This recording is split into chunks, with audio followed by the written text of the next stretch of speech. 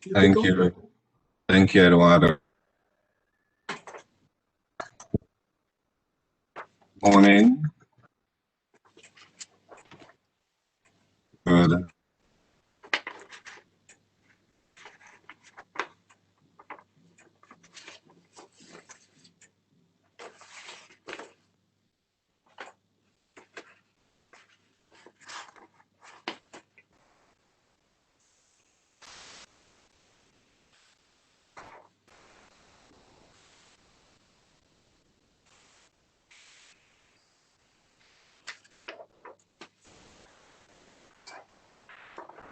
Jonah, we can't hear you. I don't know if you were talking.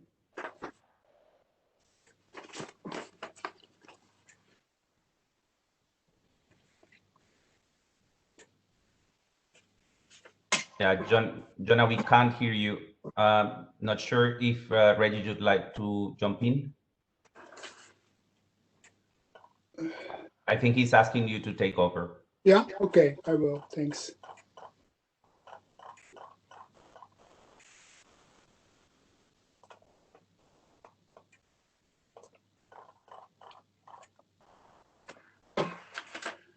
Okay, then I will start the meeting with the permission of my dear friend Jonah, and of course the Secretariat.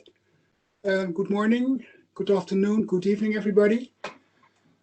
Welcome. This is our third meeting of the Financial Consideration Virtual Working Group.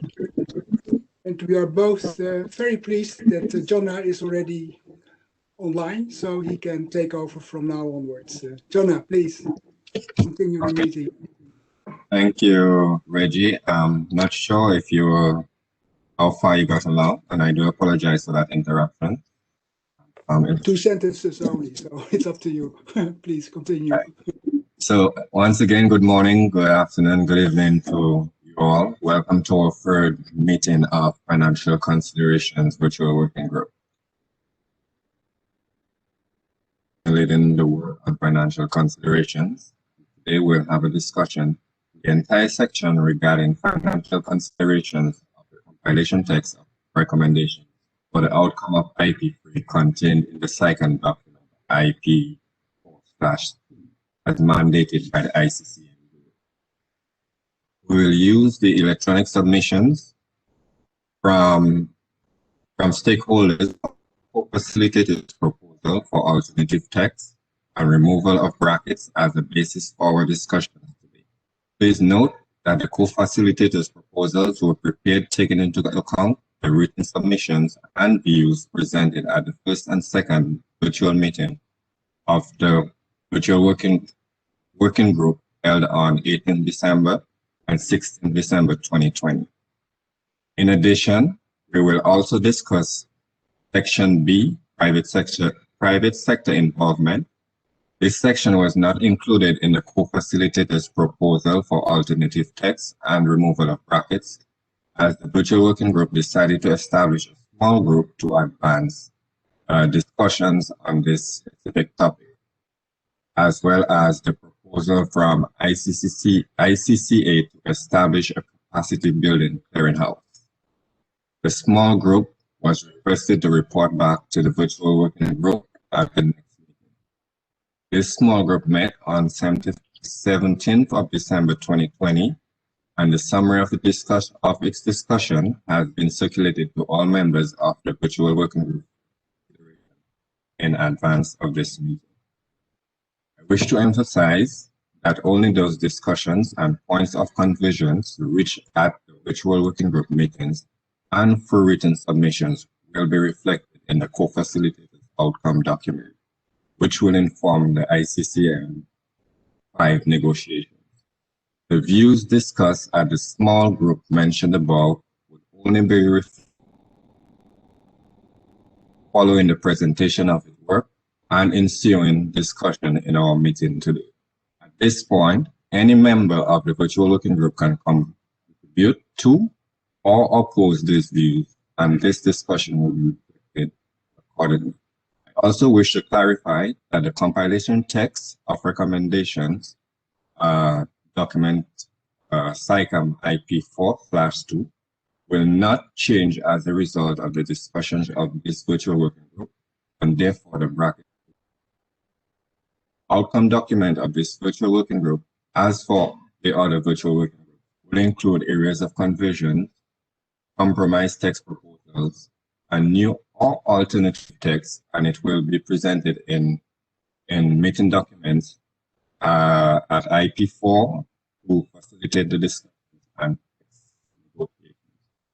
Finally, please note that the views received from stakeholders on the resource mobilization and cost recovery mechanism documents are being processed by the SICAM Secretariat and will be considered for the preparation of revised version of both documents, taking into account the written submissions and views presented at the second virtual working group meeting held on December 16, 2020. The co-facilitators are grateful for your written submissions and continued engagement and expect to continue with a cooperative atmosphere as we have been doing thus far.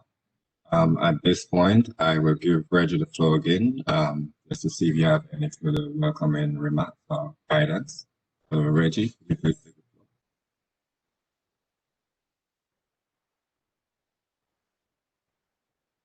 Yeah, thank you, Jonah, for your introductory remarks. And well, frankly speaking, I have nothing to add. I fully agree with you. And I think it is indeed now time for us to make progress. And I think also it was very important that you stressed in your introduction the fact that the main issue which we will discuss today will be the private sector in involvement. And it is indeed our mandate, well, as for the whole virtual working group, to take into account all the comments made in the virtual working group as such.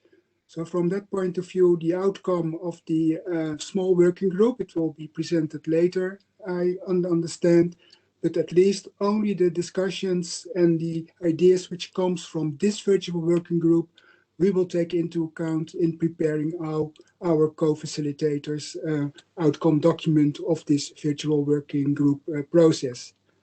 Having said that, back to you, Jonah, to continue our deliberations, which are on the agenda for today. Thank you. Thank you very much, Reggie. I'll briefly give the floor to the Secretariat for if there are any housekeeping procedures that we need to be aware of.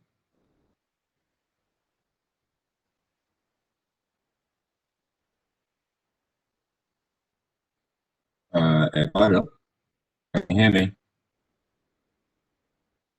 Yes, I can hear you, Jonah.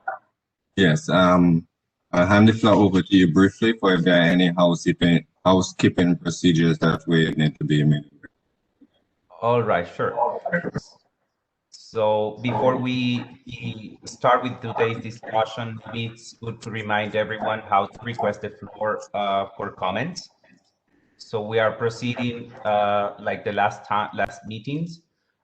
We would like you to use, please, the raise hand function whenever you'd like to take the floor. And when I call your name, I will open your microphone and you can take the floor immediately. Please, when you start your intervention, it would be great if you can say your country or organization for any other participants that might not be aware of who's taking the floor. And try to keep your intervention short. We do have just a couple of hours for our meeting today. I would like to finish on time in respect to everyone's agenda. Once you have finished your intervention, we'd like you to ask to please lower your hand so that you can mute your microphone as well, so that we can take the next interventions immediately with no confusion. And if ever you have any issues finding the raise hand function in the platform, feel free to use the chat function. We will be monitoring the chat as well. And if you'd like to take the floor or ask for the floor from the chat, you can do it. Just remind yourself to message to everyone. There's an option below so that any of the Secretariat team could take your name and put it on the list. I think that's it. I will turn turn it over back to you, Jonah, to start the discussion of today.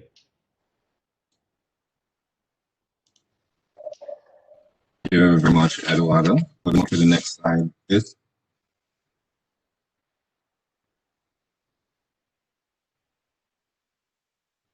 Okay. So on the screen, we have today's meeting agenda. The main points that we written and views from was the integrated approach to finance and mainstream private sector involvement, which is from the small group. I will be leading the discussion of this section. Dedicated external financing, the establishment of an engagement in multi-sector partnerships, and finally financing of the Secretariat. And my co-facilitator, Reggie, will be leading the discussions. And at the end of the meeting, finally, we'll have the next step. So if we could move on to the next slide, please.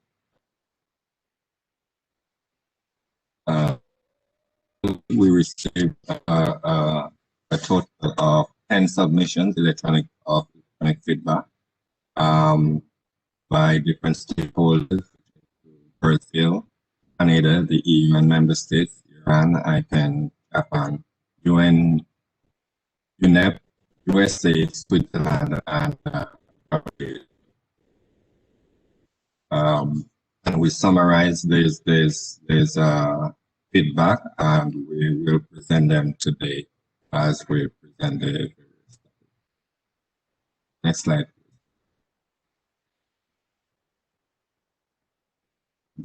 So the first item on our agenda is the discussion on the integrated financing, and the first item would be the chapter 5, section 7 on financial considerations, which is found on page 14 of the SICAM document IP/2. In summarizing the submissions which received, we had a total of 9 submissions, and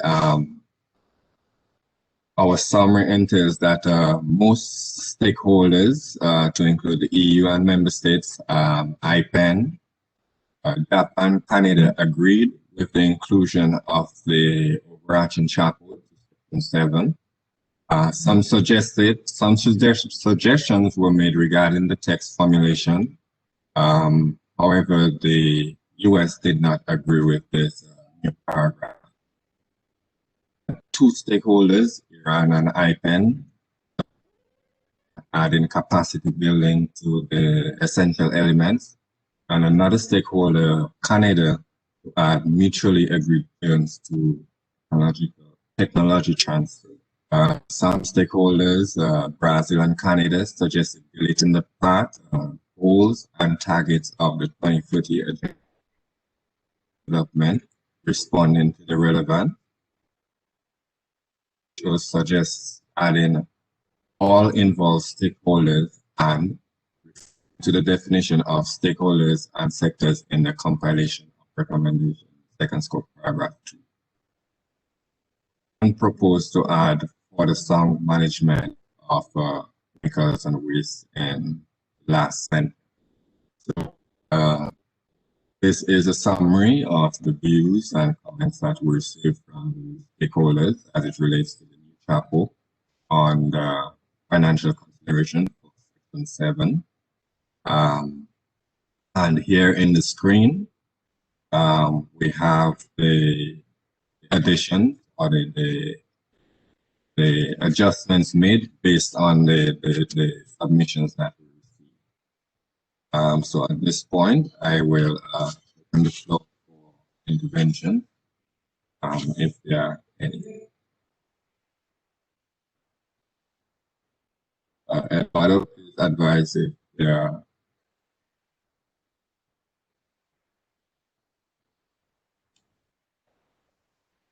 We do have Greg Felix from Canada asking for the floor. Greg, please take the floor. Well, thanks, Jonah, and good morning and afternoon and evening to everyone. I guess, well, I wanted to open up things and say thank you to both Jonah and Reggie for serving as co-facilitators, doing a very excellent job. And just given maybe an overall impression here of this particular section of the text. But even before that, I noticed in reading some of the written submissions that there was a number of concerns expressed about how far into negotiations we're going. And we agree with with many of the comments that, you know, we're not here to negotiate text in a sense of that we're not building a consensus that can't be reviewed. And we also note, of course, that there's a number of the participants are limited in number. So clearly at IP4 and going forward, we expect these negotiations to continue. Nonetheless, of course, we do find value in this exercise that, you know, we're sharing viewpoints, both written and oral. We're able to better understand the text and challenge the text and understand some of the concerns of others. And certainly from a Canadian perspective, we appreciate the co-facilitators pulling together the ideas that are expressed, testing them for consensus through these proposals. And then at IP4, we can see both the original and whatever the co-facilitators come up for information and make choices appropriately from that point. Sorry for the long introduction. Just to say on this particular area, we do want to stress that, you know, the integrated approach to financing is fundamental to the whole idea of resource mobilization, and we're a little concerned that the way that was presented in the proposal may be recharacterizing it. We've put this into our written submission, so I won't repeat that, but just wanted to stress that that's a very important point and should be stressed right at the top, the integrated approach to financing. Thanks.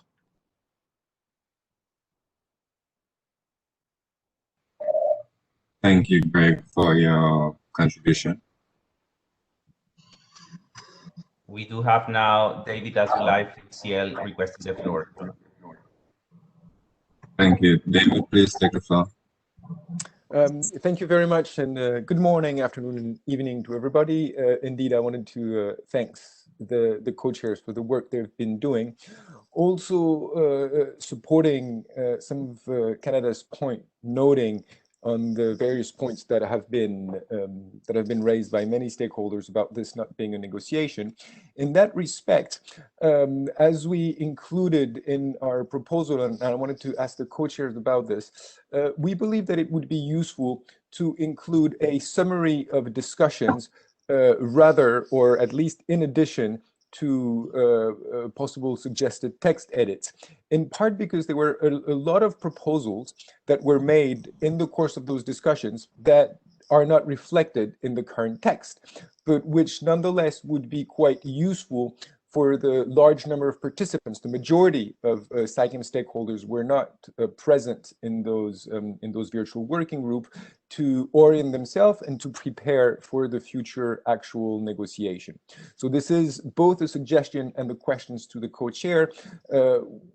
Is there an intention to have a summary of discussion that would collect even those suggestions that were made in writing or in oral that this virtual working group did not agree on to, or did not fully agree on?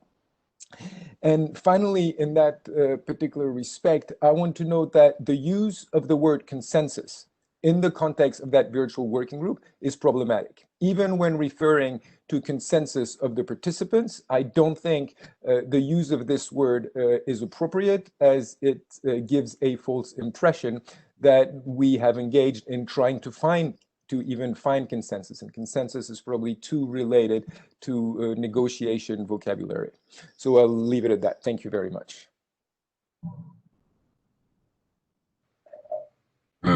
Thank you very much, David.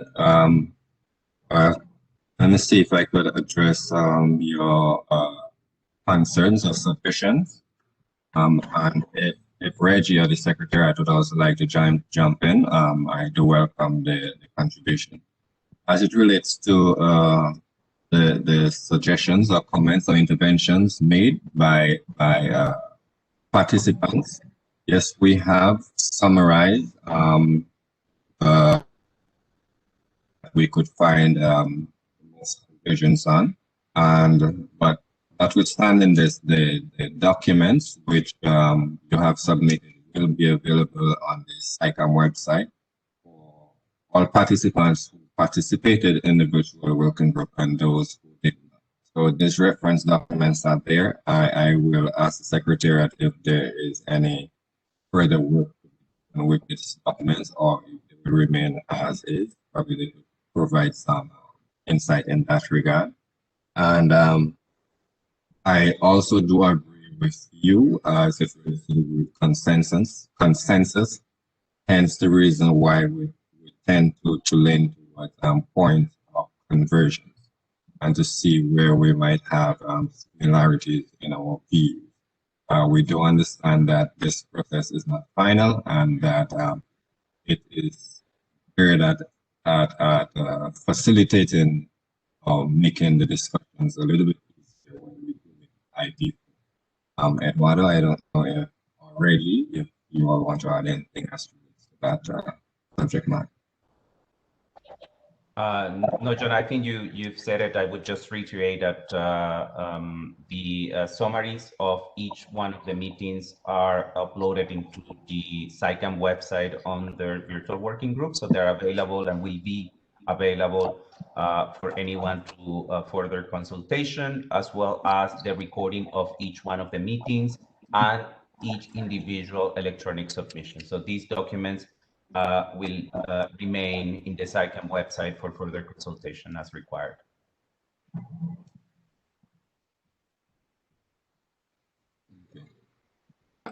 Thank you. If I may, Jana, indeed, and I think also Greg, he made the point very clear, and also Ciel pointed it out. Indeed, we are not in the negotiating process. That's obvious. That's clear. We take that as our starting point of our discussions here. And I fully agree that once we will meet in IP4 context and hopefully face-to-face, then we would indeed start our then deliberations/negotiations based on the IP3 text.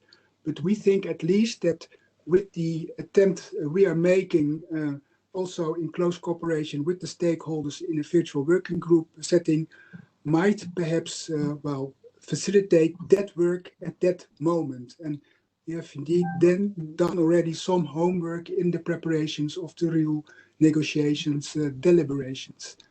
To come back on the presentation of the comments made, whether or not there should be an additional document for that, what might be considered, Secretariat, is indeed that with respect to the co-facilitators outcome document, as is now on the screen, that we might provide input, for instance, on this text, that the mutually agreed terms that we put in a footnote that proposal comes from Canada, for instance. So if that might work for all the participants at the end of our meetings in the virtual working group setting, that you know, at least through a footnote, that you can see from which stakeholder came a certain proposal, if it would facilitate the work for participants in IP4, I think that would be possible for the Secretariat to prepare such a document on the final outcome of our co-facilitators texts. I hope the SciComm Secretariat is able to do that, and if that also is acceptable for Ciel, that might be helpful, then Secretariat could indeed consider preparing such a document. Thank you. Back to you, Jonah.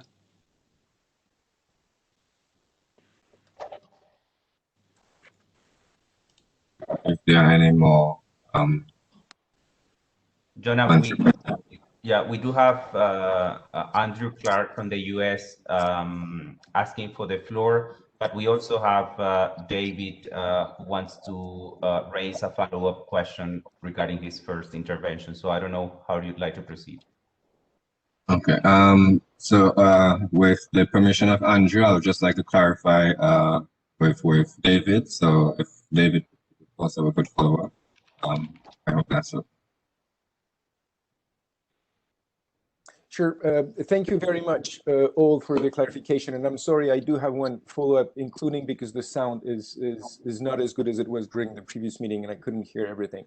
So on your suggestion, the suggestion from Reggie to include the names of the proponents for different new wording, I think this would indeed be useful. But that relates to my clarification question. There were a lot of proposals that were made by various stakeholders in written or in oral that are not taken in what is currently presented in the text. And so my question is whether you intend to add to what we're looking at now some form of summary, or whether all of the participants in IP4 and ICCM5 are expected to go back and read each of the individual written submission to the working group to get a sense of what was proposed that is currently not reflected in your text. And hence my suggestion that the co-chairs provide also a summary of the proposals, a summary of the discussions and proposals that go beyond text edits, because there were a number of ideas that were suggested and discussed during those meetings that are currently not reflected. And we believe that it would be useful to gain time during the actual negotiation if those could already be presented to the participant stakeholders. Thank you very much. Thank you.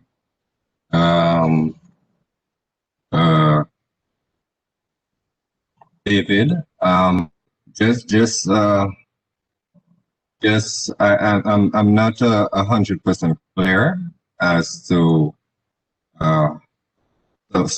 if it's possible, could you provide like a concrete example so that we could or everyone, including myself, could know exactly what exactly has been requested, in addition to what the process we are going through and the submissions that are available, if you don't know.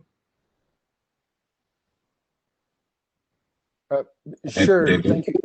Yeah, sure. Thank you very much. For example, and we're not there yet on the discussion, but I wanted to raise this in advance. There were a number of proposals made around the question of partnerships, for example, and roles for the secretariats that are currently not presented here. And I understand that what is presented here is a form of consolidated text where there is a form of convergence.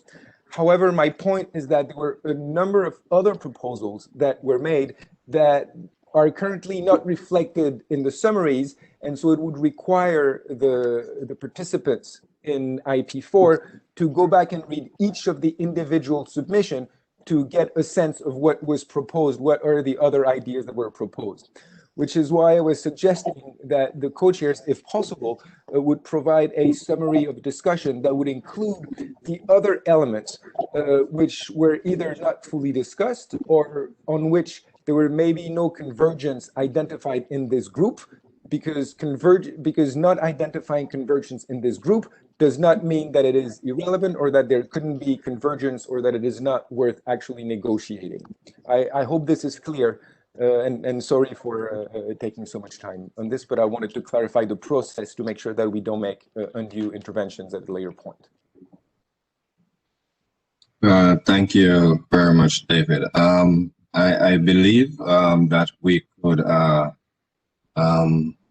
think I understand where you're coming from right now, and I believe that we could include footnotes as to additional areas that were raised or points of convergence that were met. But at this moment, we are somewhat focused on looking at similarities among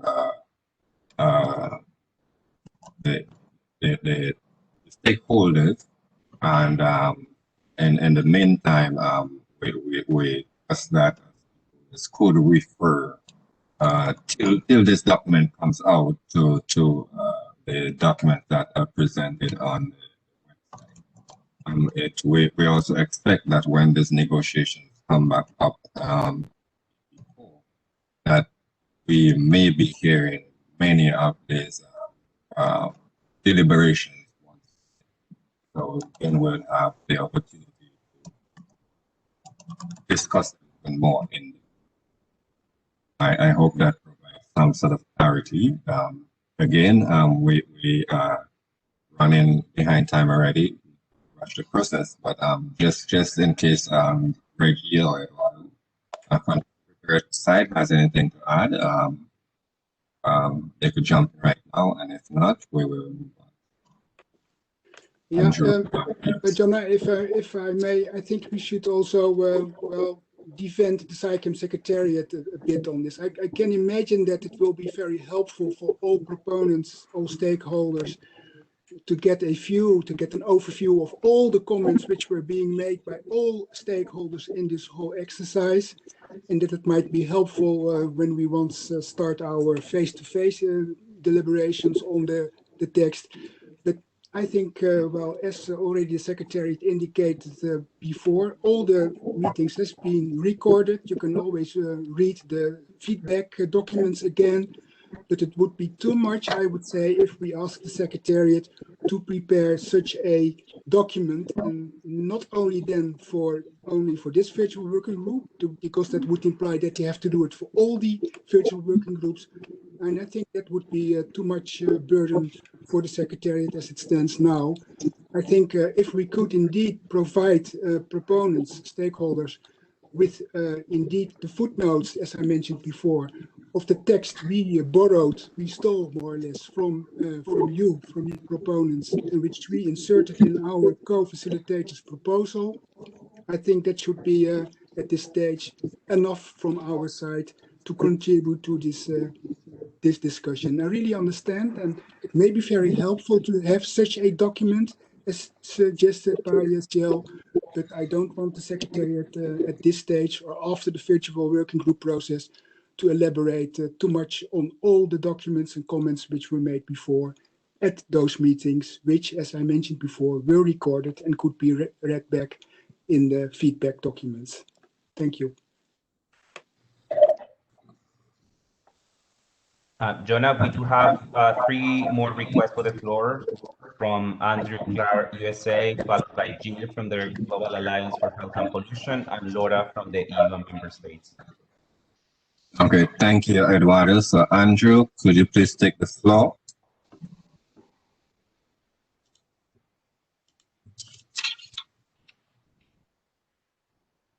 Andrew Clark, USA.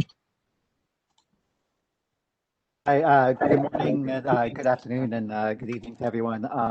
I first of all, I want to thank the Secretary and the co-chairs for their work. I know these are very challenging issues, and I think this group has a rather broad mandate and is going through quite a large portion of the text and touching on many different issues. So I know this is quite a challenge to come up with these co-chairs proposals on what we could do and to try to find a path forward. I also note that a lot of the concerns about process that Canada and CL and have raised, and certainly we agree, and I think the co-chair's clarification is helpful here that we we're not negotiating, and this is not a place where we are going to alter the negotiating text at this point. Although I will say I do appreciate the efforts of the co-chairs to try to find some common ground and some text that might be that might work for most stakeholders.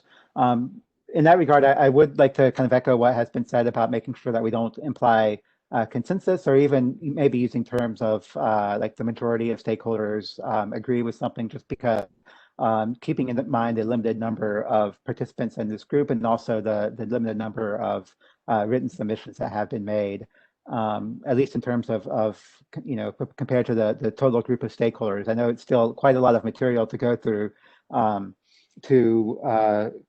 to go through all the interventions made and all the written submissions.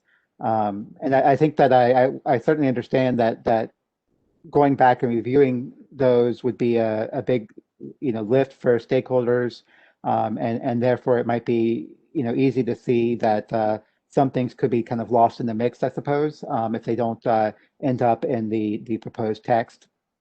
Having said that, though, I think it is important to remember that this is as a co-chair's proposal. This isn't limiting anything that ends up in the text, and stakeholders will, of course, be free to reintroduce ideas that they feel should have more consideration. I think that certainly there are many instances where maybe something's in a written submission and others haven't had a chance to consider it before they've made their own written submission. So there are many ideas that might have been introduced that if they're introduced later on in a normal negotiation, and the proponents of those ideas are able to explain their ideas and answer any questions that come up about them, they might end up being something that actually could reach broad agreement. So I certainly think that we shouldn't feel like any ideas are excluded, and maybe it is useful to have something that will be that will kind of reflect this. But I think it will also, even a summary of what's been proposed will be kind of difficult and may not be completely exhaustive of all the ideas that have been introduced, just because of the large number of written submissions and interventions made over the course of all these meetings. And I think that might be something that kind of in a bigger picture way might need to be considered as we figure out how to move forward from this process after this round of virtual working group meetings complete. I think because there have been so many written submissions for all 4 virtual working groups and so many meetings and interventions made, I think we might be in a position where a lot of stakeholders are having a hard time really following exactly where we are at the end of this process. So just to note, I think that as we wrap this and other groups up, I think that we need to take that into account in what we do moving forward, and that we might be moving into areas that are leaving stakeholders maybe more confused about where we are, particularly those who may not have been able to join every meeting. So I think that we need to, perhaps as we are not able to meet in person as early as we would like, we should consider this and figure out a way to make sure that stakeholders are able to really follow and feel like they are fully aware and are full participants in the process. But I do hope that as we move through the co-chair's proposal, we can at least have some reflection and find some ideas that are that have some support, not necessarily able to say that are consensus or a majority support, but we can at least hopefully find ourselves closer to where we need to be in the end. Thank you. Thank you very much, Andrew, for your contributions. We would also like to point out that we are very much over time. Again, we are not trying to rush it. We'd like to as much as possible. And we welcome comments, but we'd also like all comments to be as concise as possible. We'll now give the floor to Jill. Jill, could you please take the floor? Good afternoon, good evening, everybody. And good morning to those in America for whom it is the United States for whom it is a very bright and cheerful morning, I think. So congratulations, Andrew. And I only come in now to support what Andrew was saying, I think, and to be very glad that he was saying it, because I was trying to make the same point in the governance group, where I think I was rather misunderstood in what I was saying. I think the most important thing that the co-facilitators could do out of this round of consultations would be to give us a text that doesn't replace 4/2, but sits alongside it, and which is a co-facilitator's understanding of where we are on every single paragraph in the overall text. Because certainly in the governance group, which has a lot of interrelated but separate sections, it's really hard to know just by going to the summaries of each meeting where we are overall, because it means working with about 7 summary documents at the same time. So having one unified text amongst all the working groups that is not in any sense negotiated, but is the co-facilitator's understanding of where we are at the end of this round of virtual working groups would be really important. Thank you. Thank you, Jill. Laura, will you please take the floor? Many thanks and hello to all the colleagues and the Secretariat and the co-facilitators.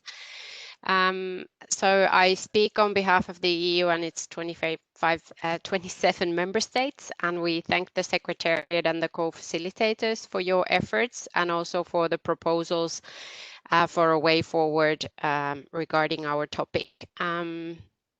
Just briefly, I think the clarifications of the nature of our discussions have been helpful for today, and I thank everyone who has provided their views.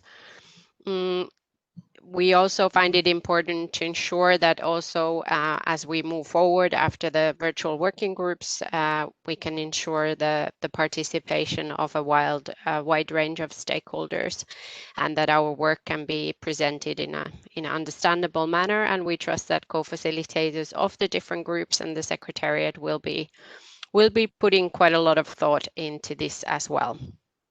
I just wanted to go back shortly to this text on the screen and use this opportunity also to share our views. The original proposal by the co-chairs, we were quite happy with this, and when I look at the additions in red, we can also be supportive of this. However, for us, it would be important to still keep the reference to the 2030 agenda and the SDGs here in the chapeau. So we would not be ready for this deletion. And I note this especially because we saw that in some submissions, it was not actually proposed to be deleted, but it was only shifted and reworded a bit, and that would be fine for us to first mention the Beyond 2020 framework. And I also note that there were several comments further down the line that a reference to Agenda 2030 could be deleted since it is mentioned in the chapeau. So this is why we still want to see how the discussion moves forward. Thanks.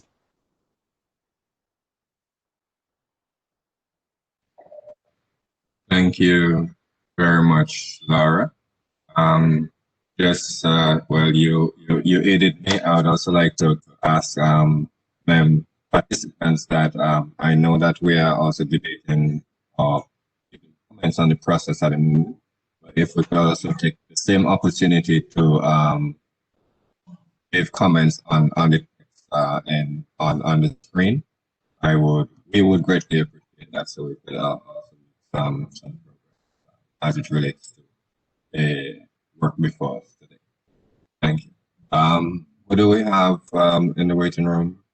Yeah, we do have Abbas Tirabi from Iran and Suki from South Africa. Okay, so Abbas from Iran, sorry, please take the floor. Hello? Can you hear me? Yes, I can hear you. It's very low, but yes. Thank you very much. I should appreciate the hard work of the co-facilitators and Secretariat. I don't want to echo the previous speakers' comments about that we are not negotiating on the text, but just to further help to understanding better the text and other stakeholders' views. I have a question regarding mutually agreed terms that has been included in this chapeau. I don't know what's the reason for that, and as I understand, it refers to just technology transfer, not to other elements. For instance, to financing, technical assistance, or capacity building. I want to know what is the reason, and if the proponent can make clarification about why it has been It's specified here that transfer of technology should be on mutually agreed terms. Thank you very much.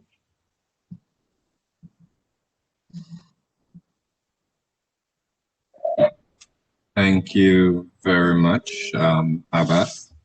I'm not sure if Canada, this, if I'm not mistaken, this was submitted by Canada, proposed by Canada, right?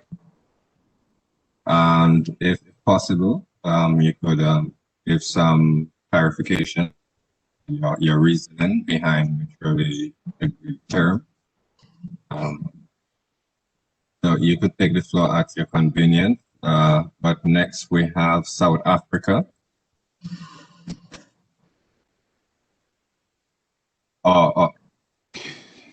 Thank you, co-facilitator, and thank you, Secretariat, for affording me the opportunity to speak on behalf of the African countries, not just South Africa. First, I'd like to thank co-facilitators for bringing us thus far and the support provided by the Secretariat. Also, I'd like to support the proposal that there be a text that summarizes where we're at. The reason being, as the African group, we have not been able to effectively participate in all these virtual groups for valid reason. Even I from South Africa, there are clashes amongst the virtual groups. Ideally, I should be attending all of them. I'm the only one responsible from South Africa for all the MEAs. And at times it's connectivity challenges whereby there's no electricity and you can't connect. So for us as the African group, it's really been challenging, the process itself. Nobody thought we were at, but we're trying the best. Having said so, so to have a text that is summarizing where we're at, it would help in terms of understanding how we got there and kind of like give a summary and a background so that the person can read that along the text, alongside the text itself that we're having before us. And then coming to the text, we would like to retain the 2030 agenda for sustainable development. Reason being, we've been saying from day one, we want to reach the highest level of political buy-in, which is UNGA, of which SDGs are there. So we can't be saying this on one hand, having one high-level declaration, trying to get the political buy-in at the highest level of the UN, and then on the other hand, disappear and not link ourselves directly to SDG. We've got an opportunity that we cannot afford to miss of deliberating on a new MEA, and we can anchor it directly, or rather link it directly, because the work we're doing within SAICM, we've seen explicitly how it's linked to the SDGs. So as the African region, on behalf of the 54 countries, would like to retain this text. I'll end there for now. Thank you. The one on SDG, on agenda, the agenda for sustainable development. Thank you.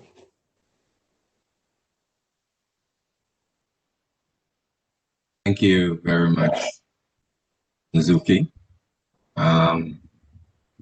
We will now have Laura, followed by Canada with the...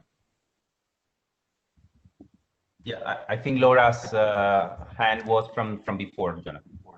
Okay, so if Canada could provide some clarification at this moment, in response in relation to the contribution of Iran, would be grateful. Canada? Yes, thank you, Jonah, and thanks to Iran for the question. Well, I've been a negotiator on chemicals and waste for many years, and this question of technology transfer comes up on many occasions, and it's a long-standing position of Canada and other, let's say, I guess, well, many countries have technology that could be transferred, but we have a long-standing position that should take place on a voluntary basis between parties on mutually agreed terms, so that there's an understanding between both the donor and recipient in these cases as to the technology and all the associated property rights or intellectual property rights, etc., associated with it. So I don't want to go into big details, but that's a pretty standard terminology that technology transfer is to be done on mutually acceptable or mutually agreed terms. Thank you.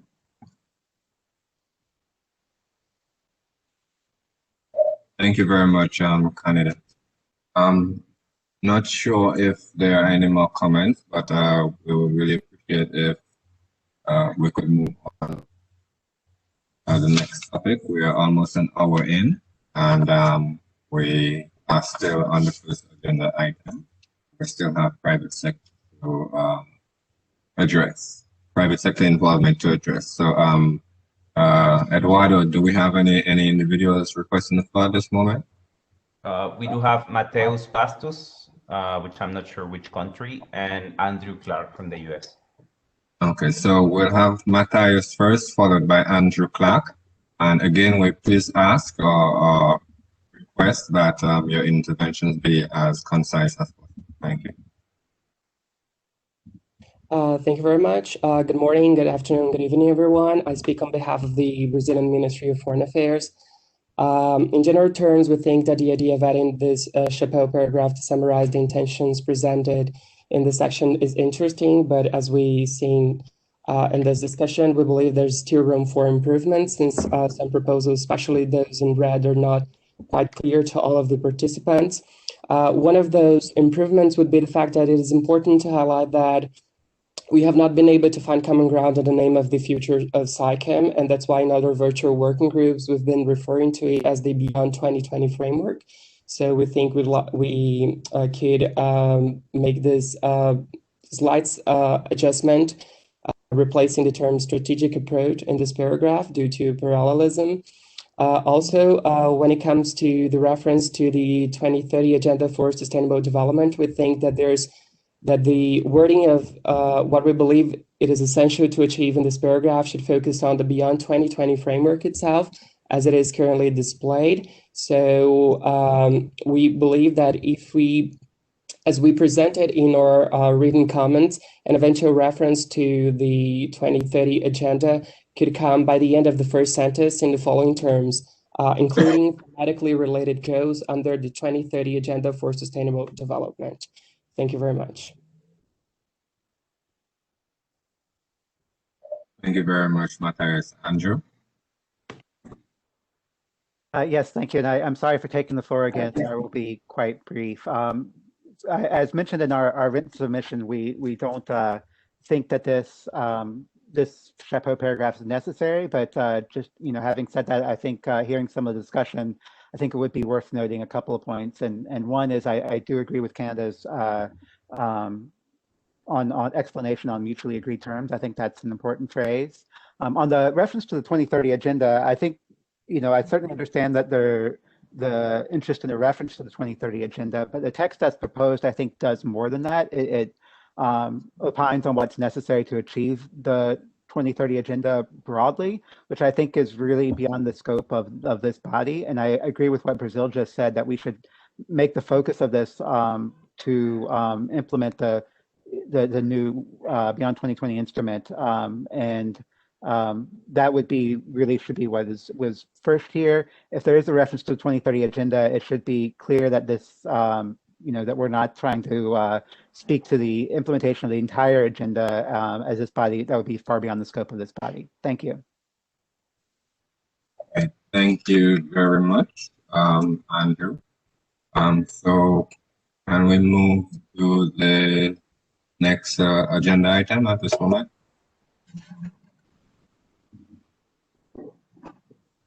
Just want to say that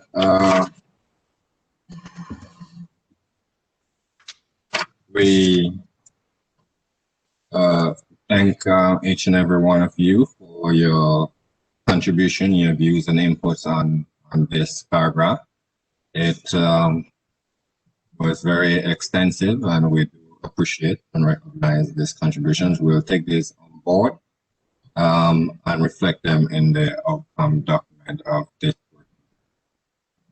Moving on to an agenda item, which is the clearinghouse mechanism to publicly track government aid.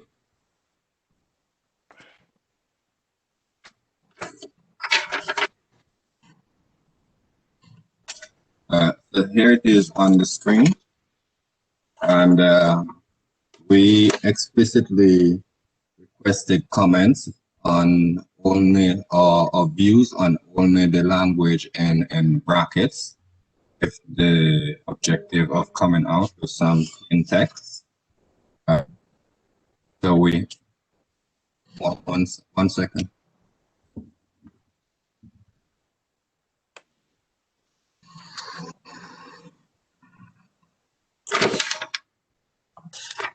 Jonah, sorry if I may, just briefly to return back to the former paragraph. My observation is indeed that there is no opposition to a reference to the Agenda 2030 anyway. It's only a matter of how to phrase it. I understand also from the comment made from Andrew from the US, that at least we should, well, not refer to the whole Agenda 2030, but to the specific, items of Agenda 2030. And I think at least it's for us good to know as co-facilitators to know that a reference as such to the 2030 agenda, one way or another, is not, not opposed by the group. I just wanted to share this observation with you. Thank you. Thank you very much, Reggie. That is my takeaway also. I trust that it is also reflected in the group. So coming back to this agenda item, we received a total of 8 submissions. IPEN, Switzerland, and the USA were in favor of removing the brackets around this paragraph. The EU and member states did not support the removal of brackets around this paragraph, questioning the feasibility of such an instrument, but they also agreed with mapping of funding sources. Some stakeholders suggested some changes to better define the definition of mechanism by adding open bracket, provide information, close bracket. That was submitted by Canada. And Iran suggested open bracket in the form of cash and kind capacity building and transfer of technology, close bracket. UNEP proposed to add at the end of the paragraph the following open bracket as set out in a living resource mobilization strategy to be presented to the first governing body meeting. The responsibility for maintaining and publishing the clearinghouse will be part of the Secretariat's role. Close bracket. So this is the summary that we had based on the submission received, and we will now open the floor for comments. If possible, we would also like to ask the EU at this moment for further clarification on their submission, and if they like to retain the brackets as is, or to be flexible.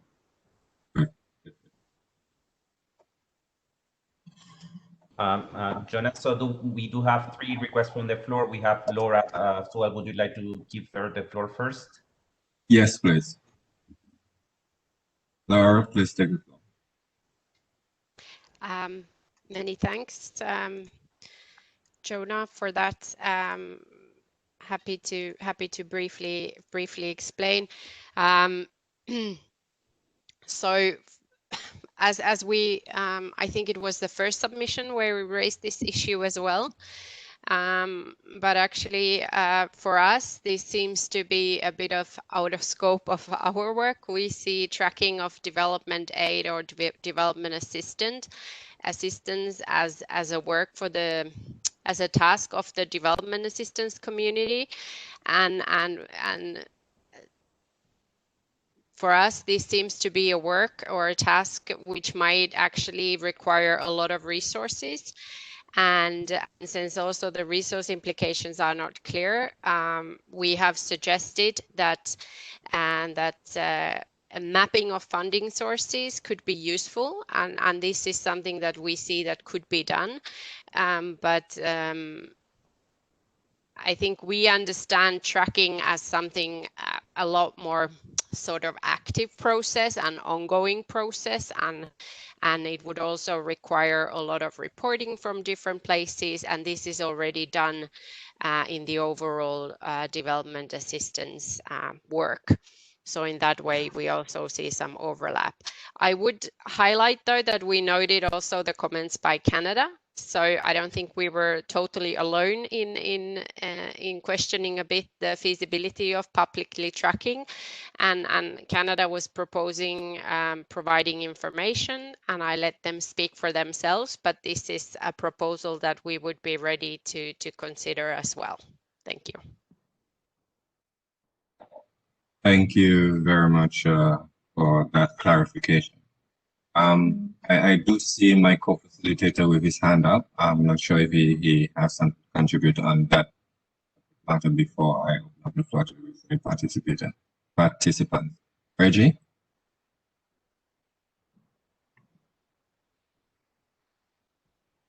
Okay, so we'll come back to Reggie if he still wants the floor.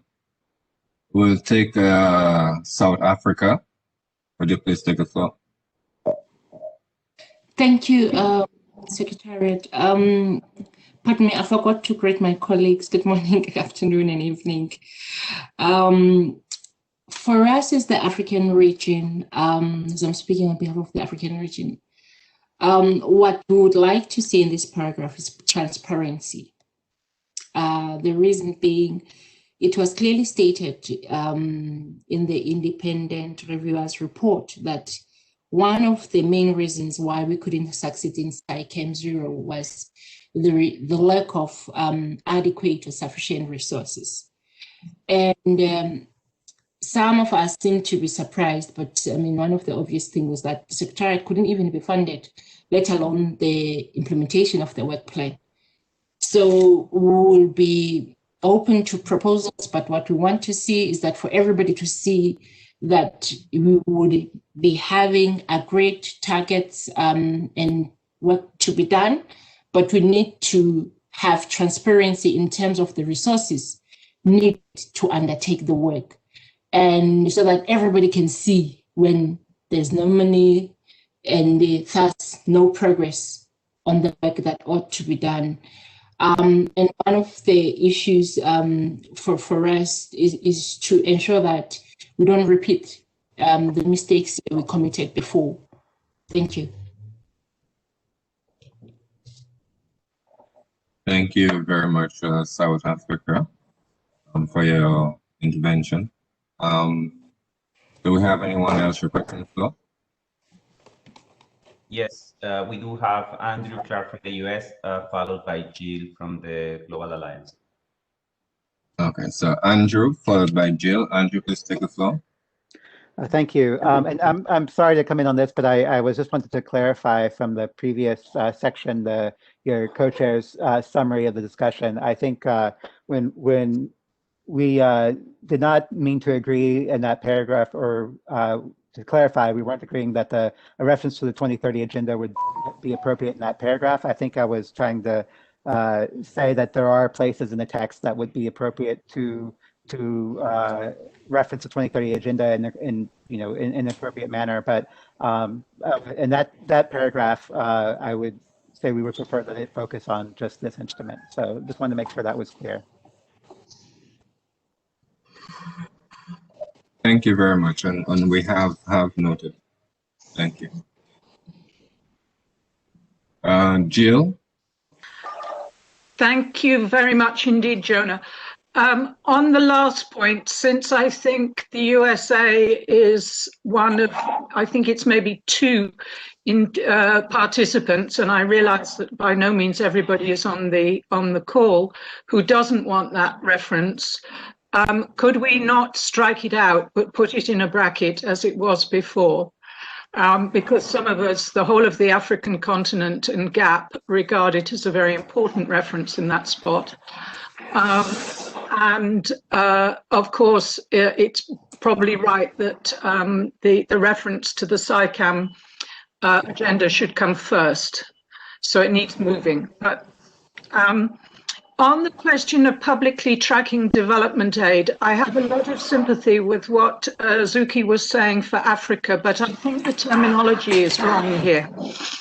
It happens that I'm doing some work on how much money actually goes on chemicals and wastes development finance altogether, and the answer is nobody knows. And the reason nobody knows is that the codes, the people who track development aid for everything and whose statistics are used by everybody, including the SDG global database for the Sustainable Development Goal indicators, is the OECD's Development Assistance Committee. And all donors, all multilateral and bilateral donors, give their statistics to that committee, the Development Assistance Committee. But the problem is that at the moment there isn't there has been no project to combine up all the different bits that go for chemicals and wastes in any coherent fashion.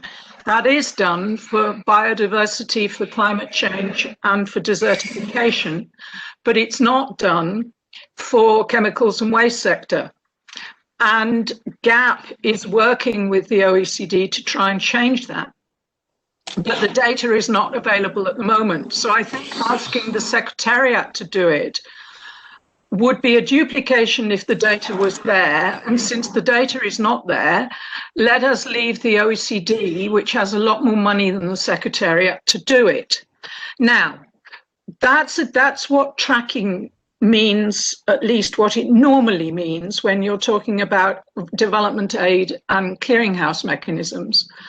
But here, I think what is being asked for is that to some extent, the Secretariat could act as a sort of marriage broker in the way that the Desertification Convention clearinghouse mechanism does. Now, with the current belief that the Secretariat should go on being funded on a voluntary basis, which GAP deplores, because we've had too much experience of what that means. In other words, that the Secretariat is funded by by the EU and a couple of other European countries and is grossly underfunded. Then we don't think this is really going to be possible. But that's a discussion that needs to be had under another agenda item, which is the funding of the Secretariat. So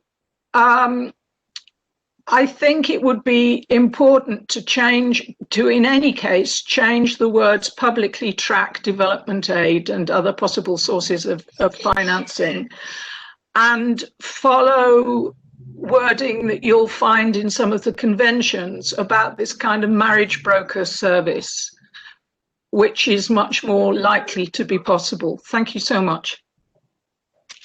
Thank you. Thank you very much, Jill. As you can see, the views are very divergent on this paragraph, and it appears that we might have to just maintain it in brackets and take into consideration in the preparation of our document the views submitted here and also in the written submission. With that, we would like to move on to the next topic. However, if there are any participants still wanting to take the floor on this topic, again, I would request that you be as concise as but we understand that we may not be able to make any further progress in this. There is only a request, Jonah, from Oludayo Dada. Not sure which country. Okay. Dada, could you please take the floor and identify who you? Thank you. Good morning, good afternoon, and good evening, everybody. I am Dada from Nigeria. I would like to thank all the co-facilitators in bringing this process forward. First of all, I'd like to support what Zuki from South Africa said on behalf of Africa. Then secondly, I still will appeal that we have that clearinghouse in brackets. And thirdly, I wish the clearinghouse mechanism will be clearly articulated under targets and indicators. And the purpose of having the private sector initiative, I don't think the clearinghouse is justifying the role of the private sector in financing chemicals globally. Thank you. Thank you very much, Dada. Could we move on, Edward? Yes, there are no other requests, so we can move to the next slide, Ali. Thank you very much, participants, for your views and inputs on this paragraph. We recognize that we could not move forward. Well, we did move forward, but we recognize that it would be better to put the text in brackets and take the views received here into consideration as we prepare the outcome document of this. So moving on to mainstreaming. This is the proposed text that we have here in the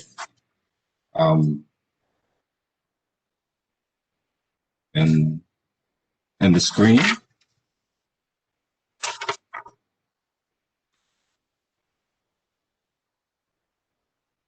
And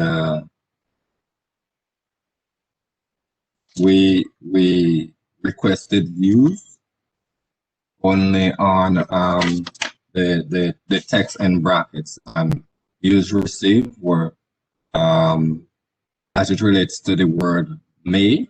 We had two stakeholders, Switzerland and USA, who supported the use of the word may. We had will supported by Brazil and EU member states, and we had should supported by Canada and IPEN.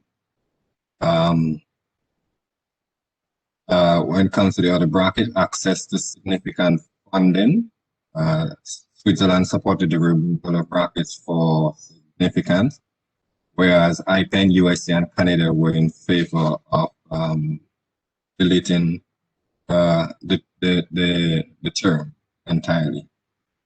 For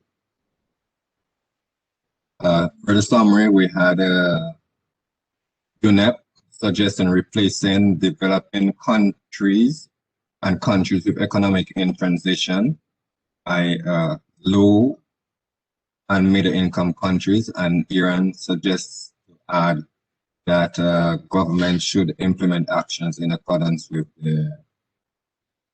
the national laws, regulations, and policies. And we can see that here on the screen.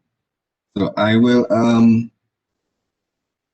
not ask for further comments as it relates to will, may, and should. As you can see, we have very diverging views on perspectives on these three words, and I don't foresee that we'll move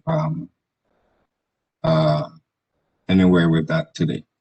But we could take comments as it relates to the word significant, and ask if it's possible to remove that or delete that term as it stands now. So I'll open it for comments.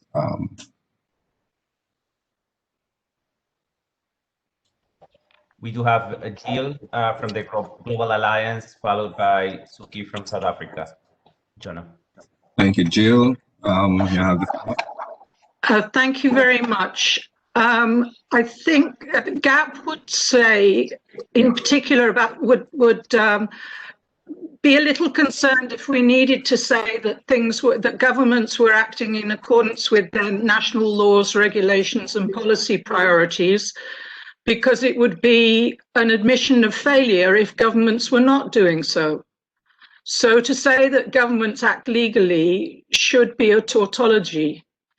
However, it's not for us to necessarily suggest that disappears. My concern is the second sentence. The second sentence is actually a statement of fact. It doesn't have a verb in it, even with may, will, or should, which calls on governments to do anything. It's simply saying that if you put your mainstreaming into your development planning process, then it's probable that you will increase access to funding. Whether it's significant or not will depend on how much overall funding you get, probably. So I would urge everybody to not get too hung up about this sentence. For us, it would be very good to replace developing countries and countries with economies in transition with low and middle income countries, which are the two recognized categories for development assistance.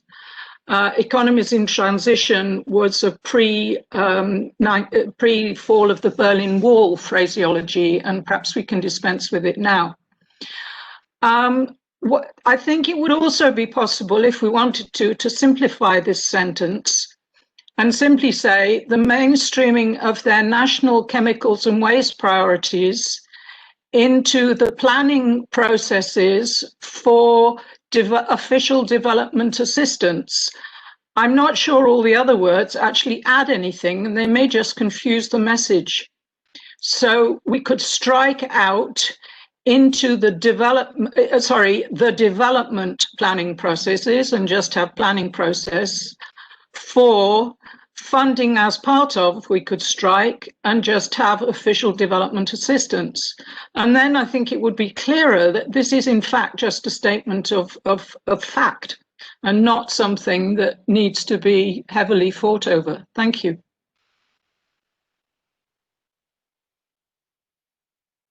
Thank you very much. Next we have South Africa. Thank you for affording the African region a floor once again. I'd like to make a few comments and agree generally with lots of what Jill has just indicated. Governments ordinarily ought to be acting in line with their national laws. So I'm not sure what are we trying to achieve there. But the reality is, if a government, for example, doesn't have sufficient resources, and whatever amount of resources that government would be having would be informed by their priorities. Yes, we want to mainstream, but this particular problem, we have said even in all the other groups that we want to deal with this at the source. Because in Africa, the problems that we're faced with generally, or should I say, the source is not, we're not manufacturing these chemicals, we import them. And the onus ought to be on the companies or the governments that own those companies, from which those companies are coming from, that are selling these chemicals. Producer responsibility, the same thing we've been saying. It should not be the responsibility of the receiving country. The same way a company behaves, if the company is from a developed country, it ought to behave the same way and own up and take accountability. Typical example, in 2020, we still have illegal dumping in 2 African countries.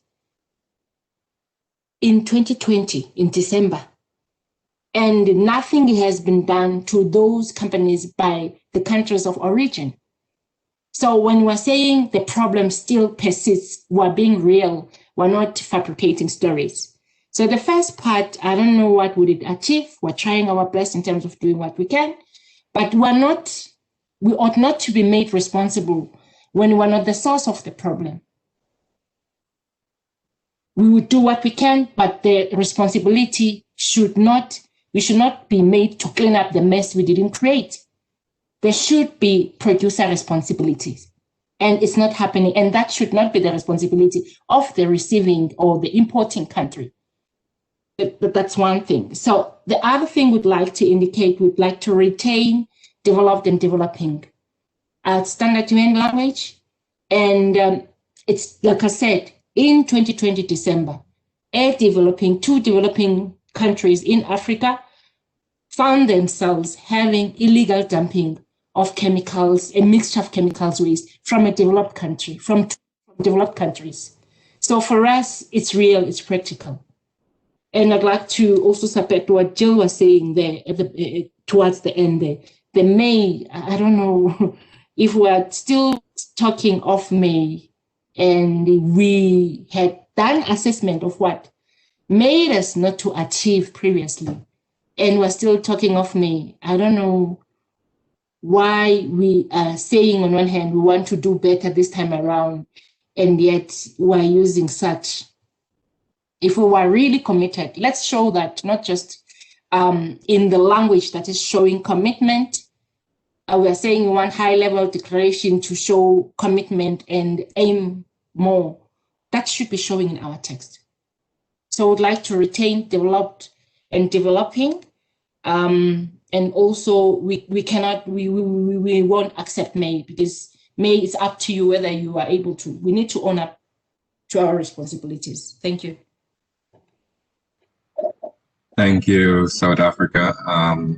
Again, we are almost half an hour left in the 2-hour allotted slot. So we ask that if you could keep your intervention to minute to 2 minutes. We'd appreciate that if you have already submitted your interventions in writing, and they will be considered in the outcome document. And thank you. Next we have who is waiting? We have David Asulai from CL, followed by Greg Philip from Canada. David, followed by Greg. Thank you. David, thank you very much, Jonah. I do hear a lot of the comments, in particular Jill's comment on the nature of the second sentence. And I would like to add something that we had proposed before, and which I didn't expect to be problematic, but which I don't see here, which was for UNEP and the Secretariat to implement the recommendation from the evaluation of the integrated approach to make a formal request to donors to make an overt signal that chemicals are waste are a fundable component of development plans. So I think it would provide balance to this paragraph, is in addition to implementing action to further promote mainstream of the sound management. It was identified that the request actually is also for donor country to signal very clearly internally and externally that development assistance does include the sound management of chemicals and waste. Thank you very much.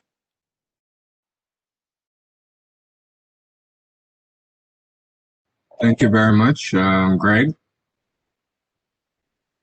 Well, thank you. I guess just to open, it's great to have Jill back in her new capacity, as we've often seen in the past and continues. She gets to the heart of the matter and points out things that just make a lot of sense. So I find her rationale in this text very compelling.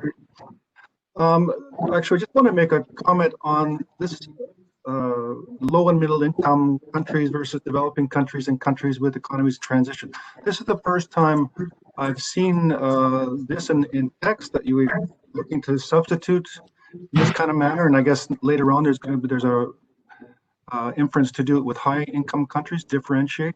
So this is interesting to me. You know, MEAs have developing countries and countries economy transition throughout. We in the or our bilateral ODA, we're focused mostly on low and middle income countries. So it's an evolution, I think, that is of interest, and I'm sure there will be lots of discussion on it. Thanks. Thank you very much.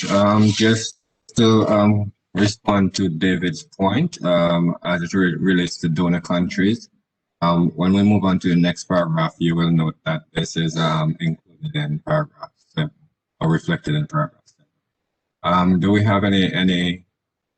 Yes, Jonah, we do have 3 more requests. One from Abbas Torabi from Iran, followed by Mateus Bastos from Brazil, and Oludayo Dadab from Nigeria. Okay, so we'll start with Abbas, and if we can, we'd like to close the floor after this free intervention. So Abbas, please take Thank you very much. Thank you very much. Regarding mainstreaming, Jill mentioned a sentence that we have proposed in accordance with the national laws, regulation, and policy priorities. It was our suggestion to be included in this text, and she thought that if a country cannot mainstream chemical and waste into its national development plan, it is its failure. We don't accept this argument because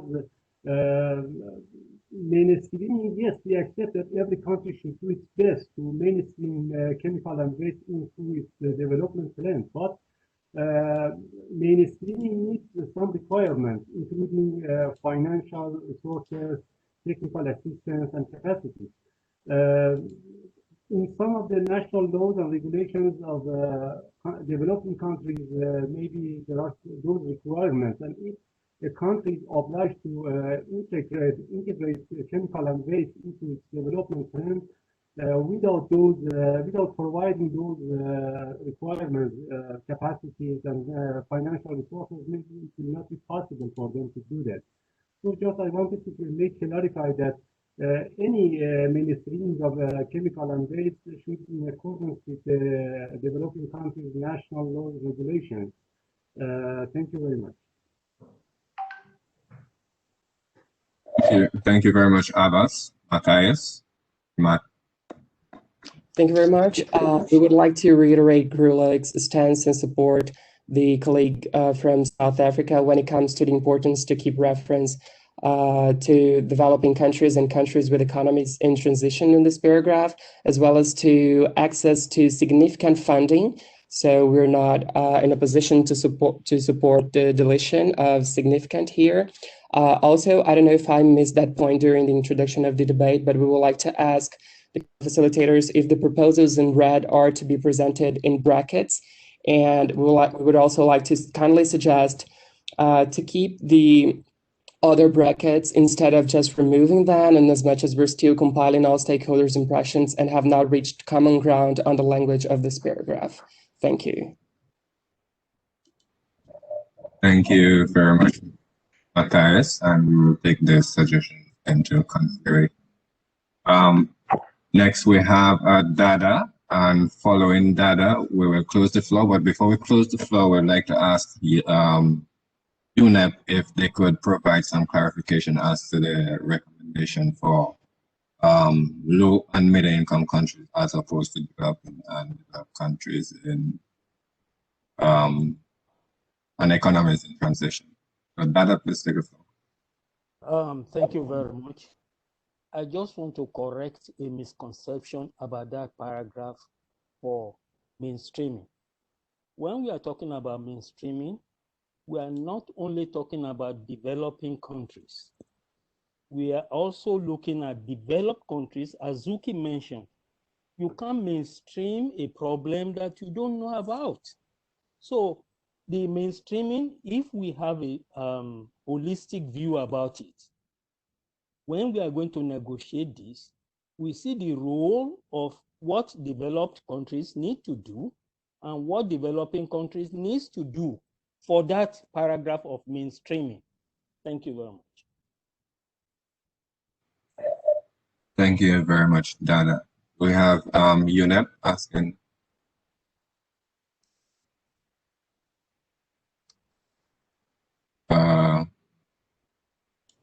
I unmuted our colleague from UNEP. Thank you. Hello? Hi, we can hear you. Thank you. Okay, because we are more than one person from UNEP. Yeah, it was just to clarify that we suggested this text to be aligned with the language of the DAC list of ODA that OECD provides. So I can send the link to the webpage for everyone to see it in the chat, but this is the language that it's currently used. And this is why, because we were referring to the official development assistance. So it's to have the same type of language. Thank you. Thank you very much for that clarification. We have had a very vibrant discussion on this paragraph, and we will thank you for your inputs and comments and recommendations, and we'll take them into consideration as we prepare the outcome document. So if we could move on to paragraph 7.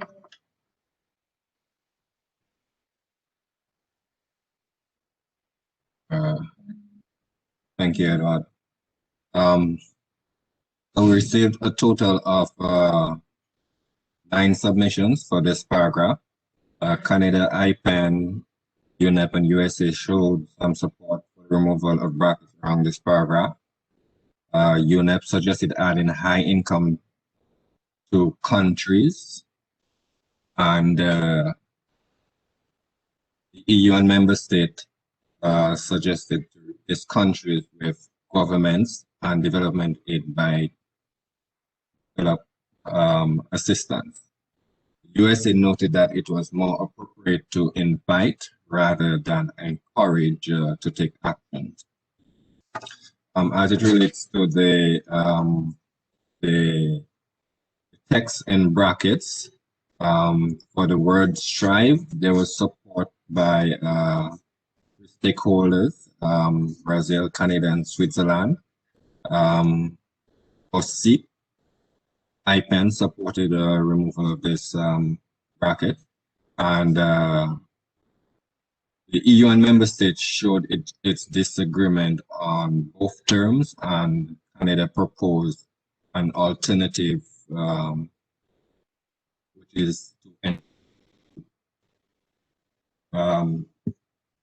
so with that, this is the summary of stakeholders' inputs that we compiled and we represent in this paragraph on the screen. And we'd like to know, we'd like to open the floor now for comments on this paragraph.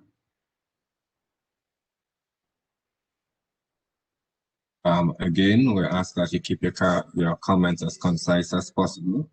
We have already noted your comments submitted or your contributions made in your written submissions, and there is no necessary need to read in detail. Do we have anyone requesting the floor at the moment, Eduardo?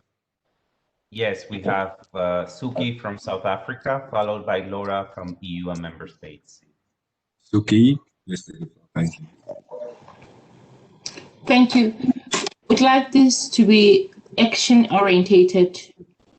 Having said that, we'd like to propose the addition of strive, retain should, so it should say should mainstream. And then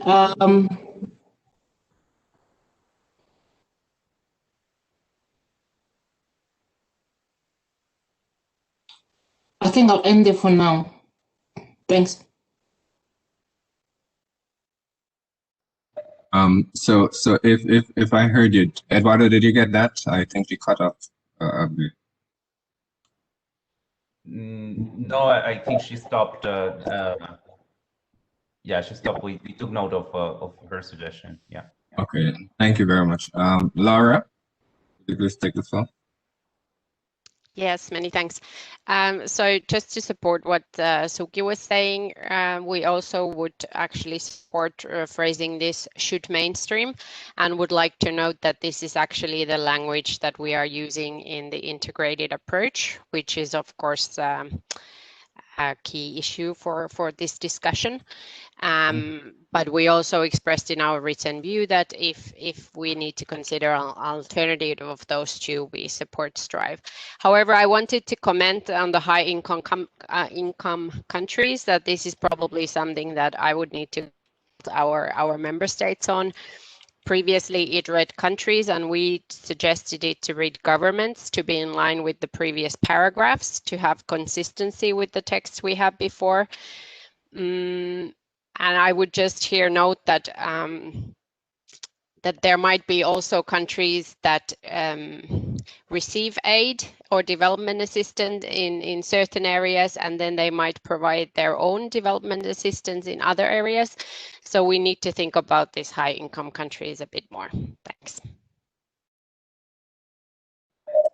Thank you very much, Laura. Do we have anyone else requesting the floor, Edward? We have Jill from the Global Alliance. Thank you. Jill, please take the floor. Thank you very much. GAP would welcome the high-income countries because although I can see for the EU there may be a problem with the word countries. Excuse me, I'm going to sneeze, sorry. Because this is broader than the usual developed countries language that's common here. What would be, because there are countries that have, whose incomes are now very high, oil exporters, for example, that are not normally regarded as developed countries, but in terms of being donors, but who are becoming quite significant donors. And as was said also, there are some economies, emerging economies such as China, which is now a very significant donor. So it might be good to say high income countries and other countries in a position to do so, which is a very standard text to take the wider set of countries into account. And GAP would also support taking out Strive to. It might be useful here because certainly we have found it quite difficult. I, in my previous life as somebody from an environment ministry, and in my present life, have always found it quite difficult to persuade our development departments that chemicals and wastes is their business. They see it as a multi-trillion-dollar industry and don't really understand why aid is needed for it.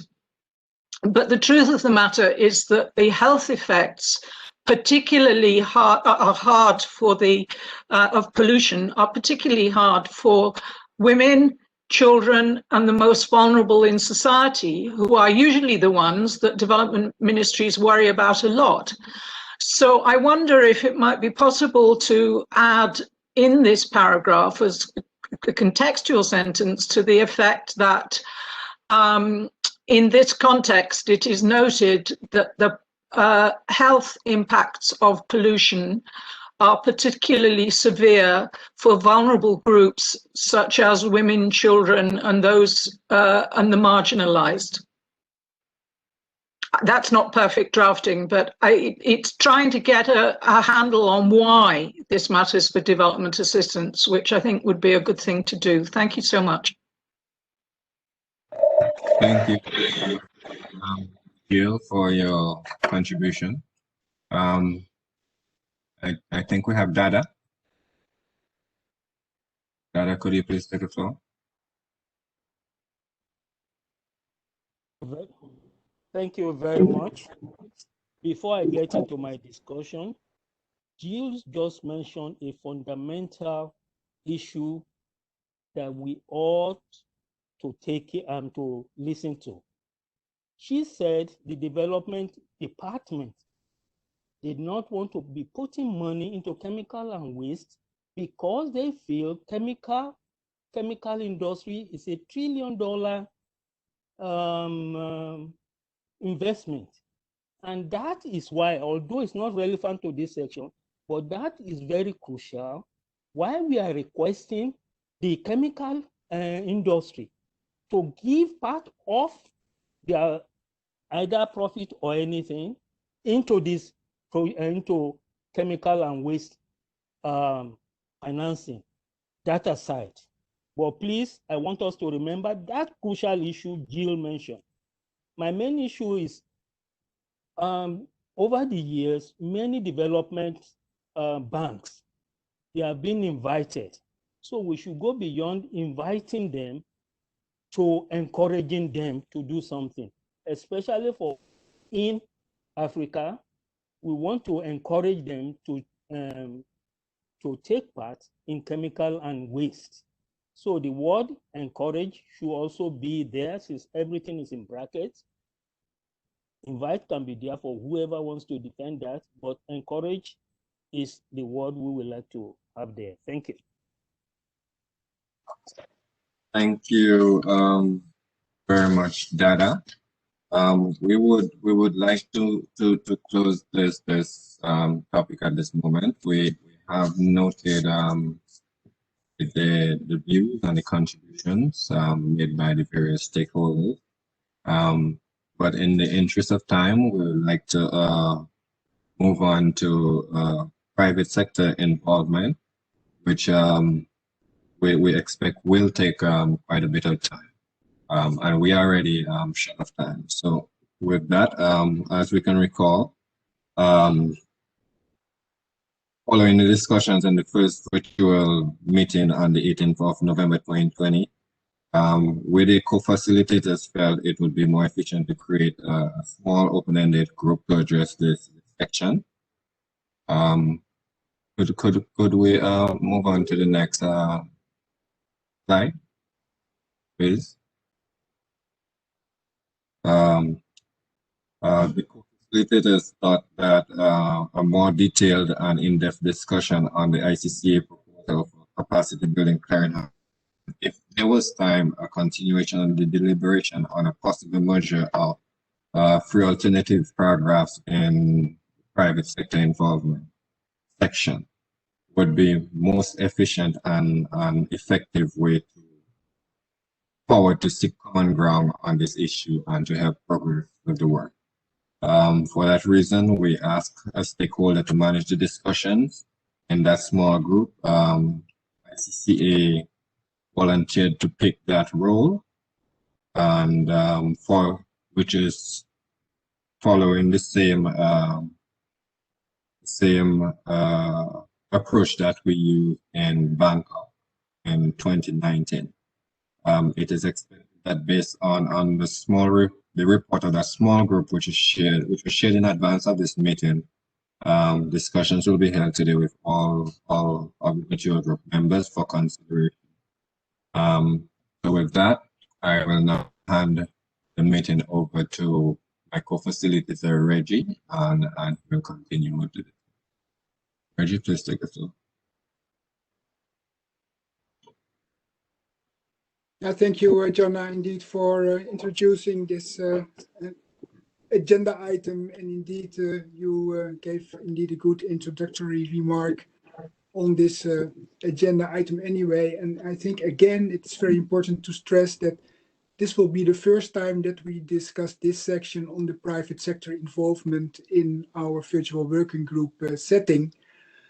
And as you also indicated, this small working group, which we decided to create and for which indeed ICCA volunteered to moderate that this discussion. I'm glad that also the moderator of that small working group is around our midst. So may I ask at least her to brief the group, the virtual working group, on that meeting, and also the takeaways of that meeting, to share that with the virtual working group. Savet, may I ask you to take the floor on this matter, please?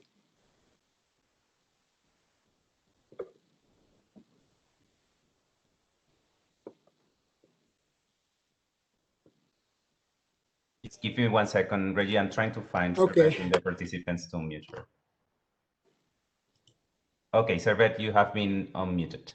Okay, thank you. I will just repeat and say hello to everybody and thank you, Reggie. I'm happy to give a feedback on the discussions held a few weeks ago and kindly invite those who participated also to add any comments if I may have missed anything important. So we're going back to the December 17th. I think I recall that before the meeting started, it was stressed that this capacity building mechanism should really not be seen as the silver bullet to solve all our issues, but rather that it was an observation from one stakeholder, and yes, indeed, it was ICCA, on how best to address the current challenges and to use the current means, whether they are financial or others, more efficient. So in total, 35 participants registered, and roughly 3/4 of this attended the meeting as well. Minutes and slides were, as you say, shared a few days after on December 21st. Then 3 stakeholders submitted comments after we shared the minutes. One of these was pointing to the alleged inaccuracies of some parts in this draft takeaways, while the other 2 comments were really additional remarks made. So with that, we discussed 2 items. One, capacity building clearinghouse. We elaborated on what it was and got feedback. And the other item was to seek if there are commonalities in the current 3 paragraphs on the private sector involvement, the paragraphs 8, 9, and 10.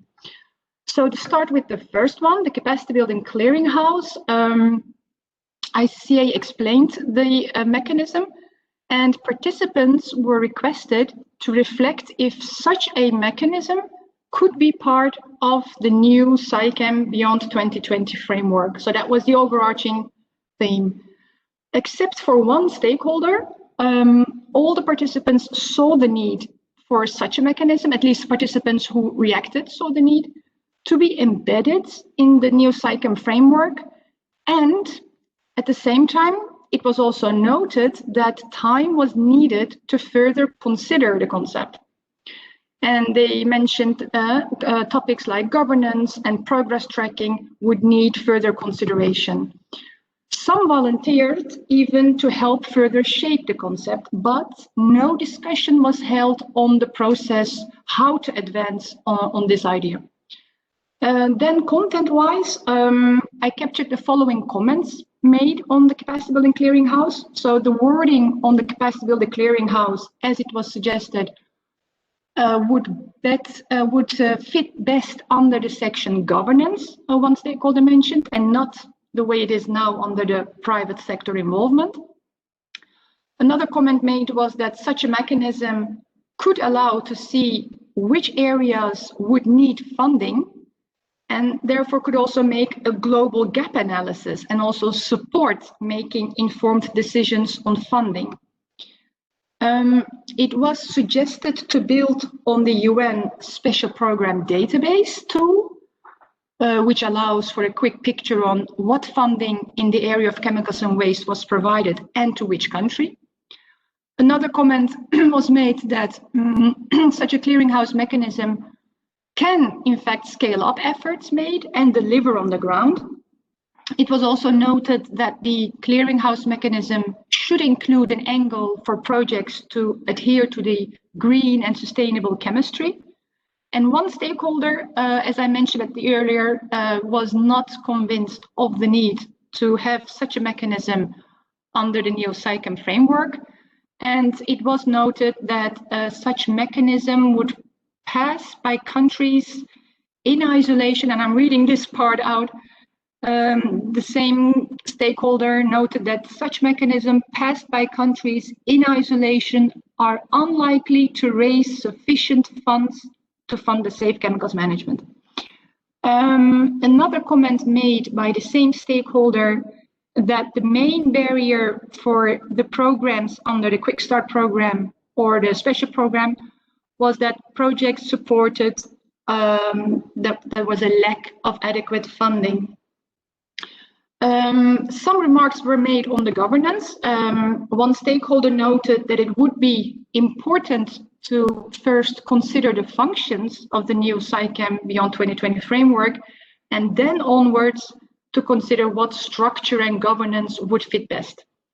And it was also noted that there could be a role for the SciChem Secretariat and or the IMC organizations, and it was suggested to see the financial implications for these possible roles. Significant stakeholders that intervened favored a light governance mechanism. Comment was made that more was expected, in particular from the local industry, to support governments in mainstreaming. And it was one stakeholder also specifically mentioned that fees to be paid by the industry for the national chemicals legislations is welcomed, but noted that this was not enough. And call was made towards the industry to increase its funding. As a response, it was noted that ICCA is the sole non-governmental organization which financially contributes to the SciChem Secretariat, and that efforts are made to take the contributions to the next level. And in addition, the industry is also working on a mechanism aimed at enhancing the local, regional cooperation between industries, and reference was made to the examples in Latin America and ASEAN. So this was roughly the main comments on the point A, the capacity building. Then we moved on, and we had only 30 minutes for this part to identify if any commonalities in the current 3 paragraphs, and the participants were requested to only identify elements that they feel are very important. So we received limited comments on this one. One stakeholder saw merit in all the 3 paragraphs, and 2 stakeholders in the meeting mentioned the need to refer to increasing the global GHS implementation. One stakeholder noted that the paragraphs could best include language that highlights the strong commitment from industry, as well as addresses how this commitment could be best made actionable. So as such, reference was made to the alternative text in paragraph 10. However, as a response to this remark, one stakeholder suggested to remain more general and less prescriptive, and noted that paragraph 8 should not contain any specific policies, as countries would have their own way of pursuing sound management chemicals. I think these were the main captured. We adjourned the meeting 10 minutes ahead of the schedule. And as mentioned, Reggie, 3 stakeholders commented on the draft minutes. And while there is majority support to elaborate further on the concept, we didn't discuss any means how or if to advance on these deliberations. I would like to leave it at this and really invite the colleagues who attended to add if I miss out on any important topic. Thank you. Thank you very much for indeed this. Thank you, Servet, for this debriefing of your small working group meeting. I'm sorry, Reggie. Yeah, there's a lot of noise. Servet, if you unmute yourself, please. Okay, that should be better, Reggie. Yeah, okay. Again, thank you, Servet, for this debriefing of your small working group meeting. And indeed, both Jonah and myself, we also participated as observer in that meeting. And at least we thought also it was very helpful and useful to be there and to listen what the proposal implies and what the first comments of the participants would be. May I invite the group now to react, to comment? Did you miss anything in the reporting back, or do you have some general observations on the proposals which was discussed in the small working group and on the discussion on the private sector involvement paragraphs? We have 3 requests for the floor, Reggie. Sorry, who? We have Jill from the Global Alliance, David from CL, followed by Laura from the EU and member states. Okay, thank you for that. Jill, Johanna, please. The floor is yours. Jill just lowered her hand, probably. Okay. yeah, it probably was a mistake. So if Jill, Okay. you would like to take the floor again, please raise your hand again. So I'll unmute David from Ciel. Okay, David, please. Ciel, you have the floor. Thank you very much, and thank you very much for this report. There are a number of preliminary points that I would want to raise in response to the way this discussion was reported. First of all, I heard it reporting that that ICCA volunteered, or that there was a call to identify there was an opening for leading this conversation, and that ICCA volunteered, as if there had been a choice. My recollection of the discussion is that the co-chairs appointed ICCA, and I think this is important because I think other stakeholders would have raised their hands as well as to facilitate this particular discussion. I also want to note some issues that we had with the process. I will not repeat what happened before the invitation, before the first meeting of the small group, but we also note that we provided comments to the summary, including comments to point where some of our own interventions were misrepresented, and those comments were not taken on in the summary that was shared with the rest of the participants. We believe that this is inappropriate, and that indicates a problem with the process. Similarly, we can't help wondering how the discussion on private sector involvement went from considering a number of proposals, including one from a whole UN region, to discussing only a capacity building clearinghouse, which interestingly or coincidentally was the proposal from the facilitator of this small group. So all in all, we believe that the way this discussion is carried and reported on is inappropriate and does not reflect the scope of the proposals that were made on this topic, and the request by a number of stakeholders, including regions, to explore other options that were discussed. I am hoping that we'll have the chance to discuss it now, but unfortunately, it's the second time that we get to the question of discussing private sector involvement at the very end. I understand that this is not the fault of the facilitators. There was just a lot of participation in this meeting, but just to note that this is a key issue that was raised by Jill, that was raised by the Professor Dada before, that was raised in a number of written submissions, and it turns out that we'll probably will not have the chance or capacity to dedicate enough time to this particular discussion. And I find it unfortunate. I wanted to make sure that this was put on the record before we move on in discussing the content of the proposals. Thank you very much. Thank you, David. Point taken. And well, I think both Jonah and myself, we are also a bit, well, how do you call that?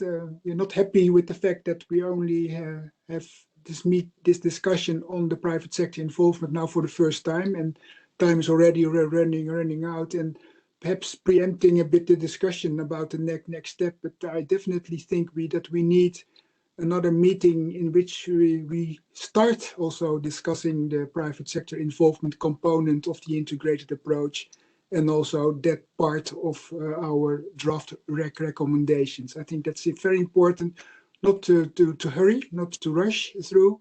So I fully agree with you that we have to revisit it anyway, because we have indeed dealt with the other components of the integrated approach, the other items, for instance, the financing of the secretariat, the partnerships, etc. But also this component of the integrated approach well merits well good discussion in this virtual working group setting. So having said that, who's next? I think the EU and its member states. Laura, the floor is yours, please.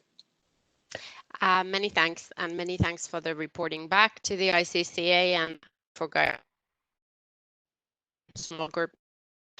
I would actually have a checkup question. The minutes that were shared, it actually included the draft main takeaways. Let me just quickly open it so that I'm right.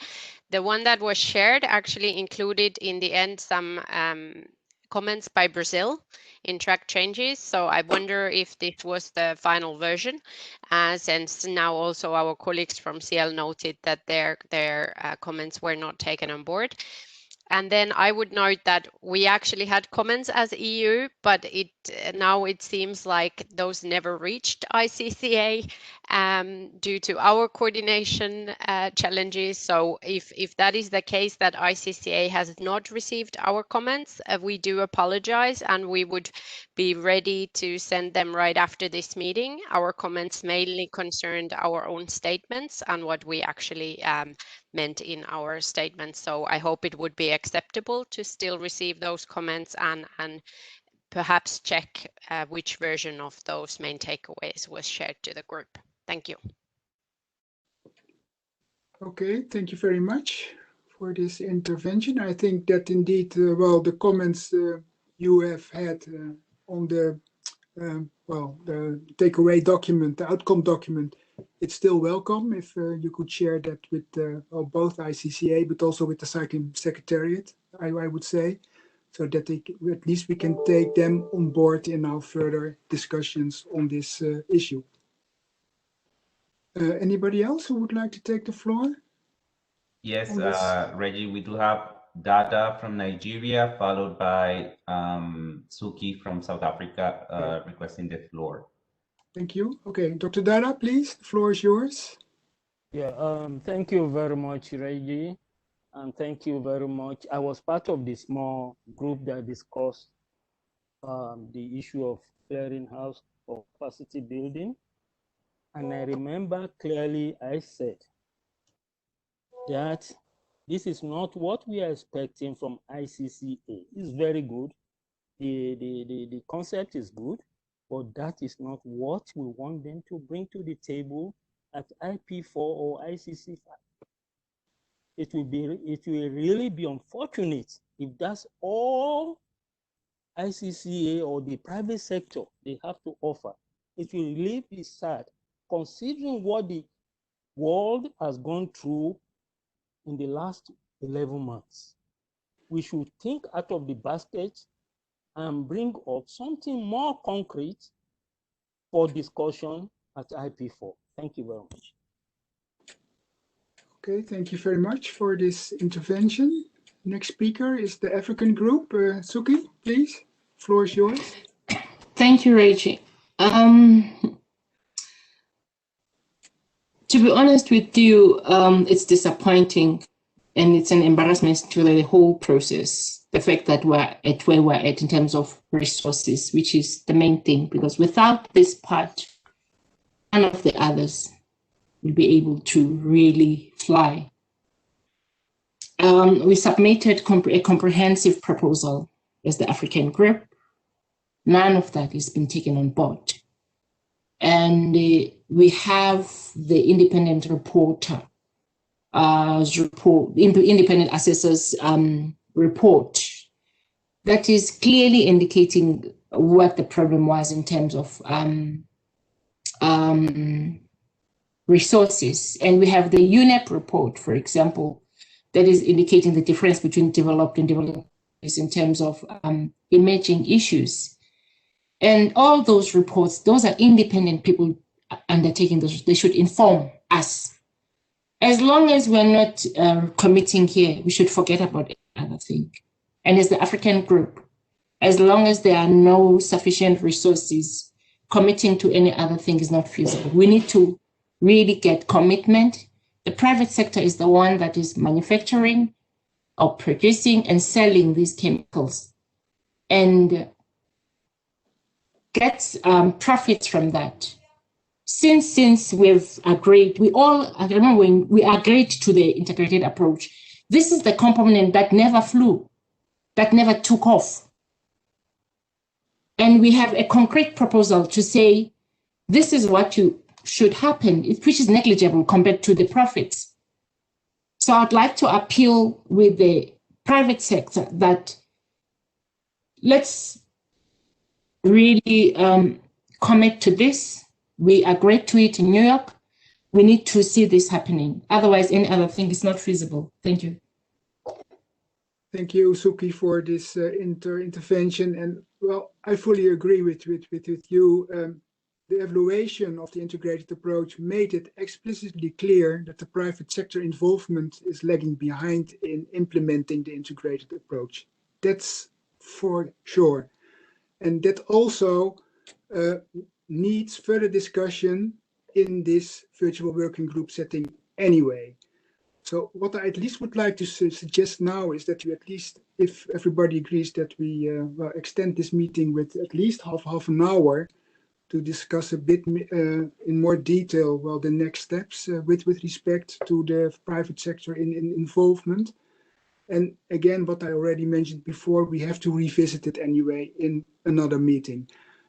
So please, first of all, I hope everybody agrees that we extend this meeting with half an hour. And also, it is my personal feeling that this capacity building clearinghouse proposal by ICCA is indeed one proposal. It's not the implementation of the private sector involvement component anyway. I consider this as one of the means which contributes to the private sector in involvement. And I fully agree once again with the African group, also based on this evaluation report of the integrated approach, that private sector should do more. And we have to discuss that also in this setting anyway. Okay, having said that, anybody else who would like to respond, comment on this matter? Next on the list, Abbas Torabi from Iran, followed by Jill from the Global Alliance, followed by Anastasia from ICCA. Okay, thank you. Abbas, please, from Iran, you have the floor. Thank you very much.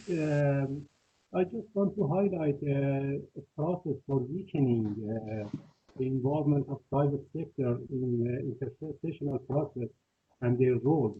We see also in the high-level declaration group that their involvement is being weakened.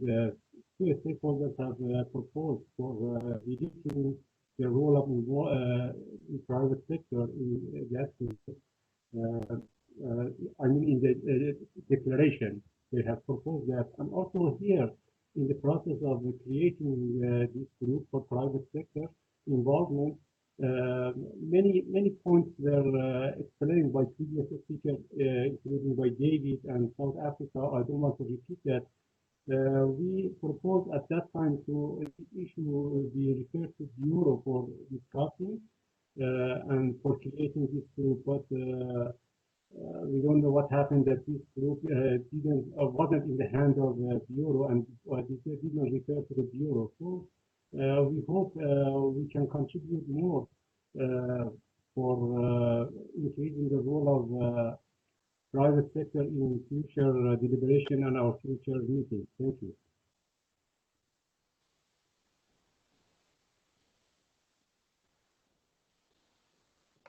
Okay, thank you very much for this intervention. Who was the next speaker, Eduardo? I forgot already. No worries, Jill from the Global Alliance. Okay, Jill, please. Thank you. Thank you very much. And I should apologize to the organizers that I wasn't able to make the meeting because there was another virtual, the one in December, because there was another virtual working group going on. And I wanted to make an intervention there, which I didn't feel I could ask my colleagues to make from GAP because it's a personal intervention.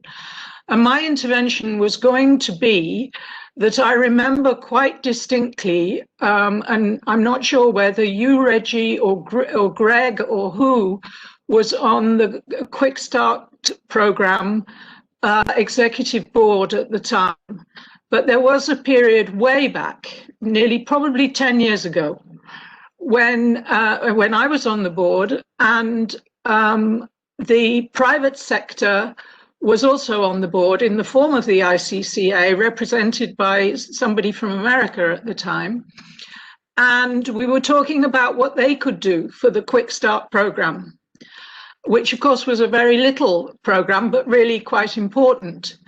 And it got us off to a good start on a number of things. And the idea of running such a capacity building clearinghouse came up then. And it was quite enthusiastically received by ICCA at the time. I mean, we were talking about a model that applies, I know, in Britain and maybe in other European and other countries, whereby retired executives from such companies go out to help government, particularly government enforcement agencies in developing countries for periods of 6 months and so on. Now, as far as I know, that never went anywhere, and I would love to know why. Because if it had, we would have some rather practical experience. I agree with all those who've said that this is not enough. This is not the whole of the private sector's, what they should be bringing to the table. But it could have been done easily under the Quick Start program 10 years ago. And let us hope that we have more ambition now. Thank you. Okay, thank you very much, Jill, for raising this issue also about having already a discussion on such a mechanism in the framework of the Quick Start program. And good question, and I hope there's somebody who could answer that, perhaps from the ICCA side. I'm not sure if they can do it, but the next speaker first on the list, Eduardo. Yes, before announcing the next speaker, if I can ask the previous participants that have taken the floor to please lower their hands, we will appreciate it. So next on the list, we have Anastasia from ICCA, followed by Andrew Clark from the US, followed by Servet from ICCA. Okay, well, that's a good timing. Anastasia, perhaps you can answer the question raised by Jill, please. The floor is yours. Hi, Reggie. I am sorry that I don't have the history. Though I am the ICCA representative from America, I have not been with ACC or ICCA long enough to know what happened under the Quick Start program. But Jill, I really appreciate you bringing that to our attention. We will certainly look into that and consult some folks who were involved a little bit longer ago and see if we can get some of the background on why that may or not have gone forward and maybe what some of the hurdles were, as I think that would be interesting to inform our own discussion. I just wanted to echo the points that were made that, you know, the capacity building clearinghouse discussion is not the only way we see the private sector bringing forward our component to the integrated approach to financing. In fact, one of the projects that we're working on, and I know that there will be a discussion on this later on, is a guidance document on the private sector involvement in the integrated approach to financing and how that can be operationalized.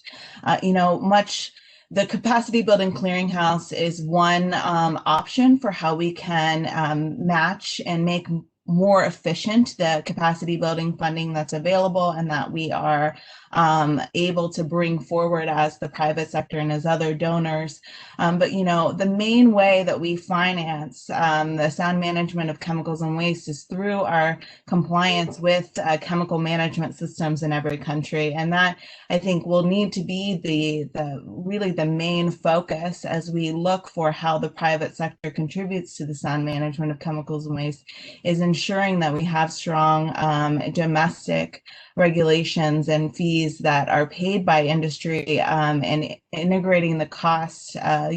We talk about the polluter pays principle, and that really needs to be integrated at a country by country level. So thank you for the floor, and thank you, Jill, for your intervention, and we will follow up on that. Okay, thank you, Anastasia, for this intervention. Was Servet the next speaker, also from ICCA? No, Andrew Clark first, eh? Yeah, correct. Please, Andrew, floor is yours. Thank you, Reggie. Yeah, I would like to first, I know that ICCA just noted this, but I do think that it's right that I think they were very clear in the discussions that this was not meant to be an exhaustive list. The clearinghouse was not supposed to be the only contribution of the private sector in the integrated approach, and certainly we would not expect it to be or be in favor of that being so limited. And I think we do need more discussions of the full involvement, and I think that those who, I think I saw it in the chat, perhaps I think it was from South Africa, that these discussions probably should be a bit broader than they have been before. I think it was helpful to have this this small group to hear the explanation of this proposal and to have some other discussions about private sector involvement, but given the broad interest in the topic, it really should happen in a larger group. And I think that GAP makes an excellent point that the small group was also meeting at a time that the other virtual working group on governance was meeting, which presented a problem for this delegation, and I'm sure many others, in terms of tracking all that was happening. So I think that we would want to agree with those who've said that this does need further and more extensive discussion. I think that I agree with what ICCA said, that we do need to look at the full scope of private sector contributions currently and what should be done to do more. So we would support, recognizing that the time is basically up for us in this particular group right now, as we decide what to do moving forward with any kind of virtual meetings or discussions, that we do take into account the need to discuss this issue more completely. Thank you. Okay, thank you, Andrew, for your intervention and also your suggestion to have such a discussion in a bigger group than the small group, which was proposed and which was undertaken before. Next speaker, Servet, please, also to comment on the comments made by participants, please. Servet. Yes, thank you, Regie. In fact, both Andrew and Anastasia covered most of the part that I wanted to reflect on. And also, in addition to what Anastasia already referred to, the guidance document, there will be, I believe, I don't know if Brenda is on the line, an advisory committee, and I think it's open for all stakeholders, in fact, to nominate.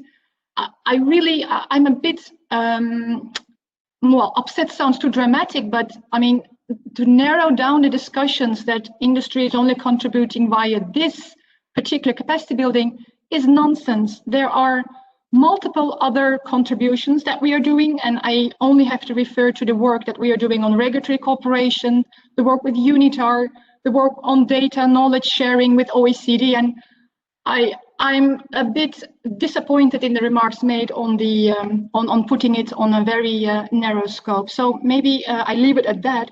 But I would like to comment on a few of the questions raised by David and others.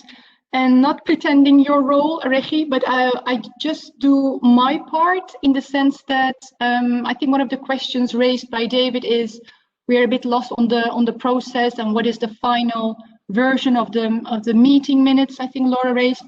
So I think we held the discussion on the 17th of December, after which you, as the small group at least, received from me the main takeaways. And 3 stakeholders commented, and apologies, Laura, I indeed didn't receive any comments from the EU, so it would be good if you can send it or resend it. But after that, it is up to the co-chairs to capture these comments. It's not the role of the moderator. And again, I'm here just to have extra hands and feet towards the co-chairs.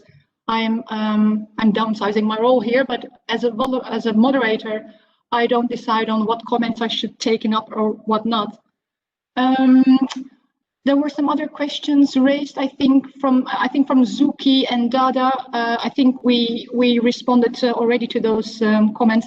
Jill, on your QSP and the fact that the clearinghouse was already then, I joined the whole world of SciChem in 2017, so this is not known to me. I thought we were bringing this topic up only for the first time in Bangkok, where we had informed discussions with many stakeholders, and we saw the need that there is a need to have one common place where we bring all our efforts together, and that was the idea born there, and we brought it a bit forward.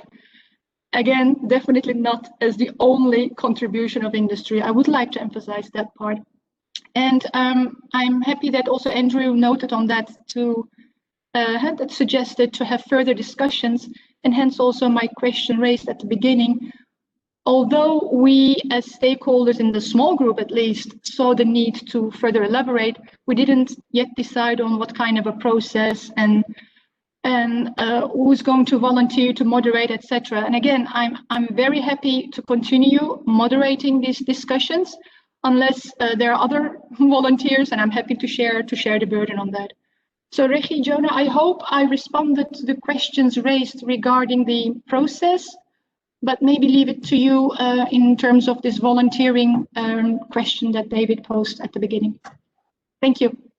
Okay, thank you. Okay, thank you, Safet, for your intervention. Before I answer your question about that, perhaps we can first give the floor to Brenda Koekoek from the SAICM Secretariat, who would like to take the floor on this matter. Sure. Brenda, hi. please, Can you the floor hear is me yours. okay? Yeah, can you hear me okay? Yeah. Okay, great. Good afternoon, everyone. Just in quick response to Servet's comments about the guidance that's under preparation for industry involvement in the integrated approach, there is an advisory group that has been set up to give guidance on this process, as she mentioned. The group has been formed, but of course it can be opened for whoever would like to participate. It's not meant to be a closed group, it's meant to be a representative group. I'm happy to share the information of that group around with your virtual working group, and maybe a few more. We can indicate who is participating at the moment, and we'd be happy to extend the invitation to others who may be interested. Keeping in mind we want to keep it as a very balanced group, but I think that might be the best path forward, just so people are aware of that group and those developments. Thanks, Reggie. Okay, thank you very much for sharing this information with the participants. Anybody else who would like to take the floor? We have a request from David Azulay from CL. Okay, David, CL, floor is yours, please. Thank you very much, Mr. Co-Chair. There are two things that I want to clarify and maybe help us and try to see if that can help us refocus the debate a little, or not, rather than the debate, and turn this from a debate into a constructive discussion. I don't think anyone hinted that the clearinghouse mechanism and capacity building is the only contribution of industry to the field of sound management of chemicals. I think it is recognized by everyone. But I do want to point that we're talking about the financing of the sound management of the chemicals and waste cluster and the financing of those activities. And in this respect, I want to note that there was an opportunity to discuss all of the possibilities and other options that were put on the table. There was an opportunity that was afforded to one of the participants to actually organize the conversation the way it thought most appropriate to reflect it. And it appears obvious, both from the conversation and from the conversation we're having now, that this opportunity was not seized. Some of our comments were also raised in the Bureau, questioning how appropriate it is to ask a participant to facilitate a conversation in which they have of which they can mostly be impacted. I don't want to use, or maybe I will use it, the old metaphor of asking the fox to guard the hen house, but this is a bit what it looked like. And we've done this in Bangkok. We've done it a second time now. We're engaging in a new discussion now where we're being asked to recognize all the contribution that industry is making. And while we're doing this, there are some practical proposals that were made to operationalize this part of the integrated approach that are still not being discussed. I was happy to hear you say that we would need additional conversation and a space to have this conversation forward. I am sincerely hoping that this conversation can be put in the hands of the governments because it appears most relevant, because every voluntary initiative that has been discussed proposed so far over the past 20 years since the beginning of SciChem has led to the situation in which we are now. And that situation is severe underfunding and independent reviews of the independent approach and of the SciChem functioning, identifying the failure to operationalize that second pillar as a key aspect of the past 20 years of our operations together. So I just wanted to make sure that these were the points. We're not talking about industry involvement in sound management of chemicals. We're talking about financing. And I think it is about time that we start considering practical options that are being put on the table, not to facilitate information, but to actually raise the resources that are necessary to implement our obligations. Thank you very much. Thank you, David, for your intervention. And well, frankly speaking, I think, and perhaps I'm Dutch, so I'm blunt, but I think it is unfair, I would say, to criticize the moderator of the small working group about how she performed. Frankly speaking, I didn't envy her in reporting back of that small working group to us, because it will, and it has been the case also, what I found out over the last minutes. It's a hell of a job indeed to take all the comments made on board. You never can do a good job in that respect. So and I think not only myself, but also Jonah, we have to really thank the moderator, ICCA, in the person of Servet Goren, to perform this job, to do this work for us. Because again, it was the same approach we followed at IP3. At that meeting, indeed, we didn't ask, and you were completely right, David, in that respect. We didn't ask if somebody would volunteer, because at that meeting at IP3, as you recall well, in the contact group, we asked indeed ICCA, well, to do this work for us, for the two co-chairs of the contact group to do that work for us, because we thought that since the idea of this whole private sector involvement, new text, trying to merge the three paragraphs, it came from ICCA. That was the reason why we asked ICCA, well, to do this work for us indeed. And we tried to follow the same approach with the small working group in the context of the virtual working group way of work. I think it is obvious and it is clear that first of all, it's a hell of a job to do that work for us, for the virtual working group. The discussion, I would suggest, should indeed take place in a virtual working group setting. Also the continuation of that work.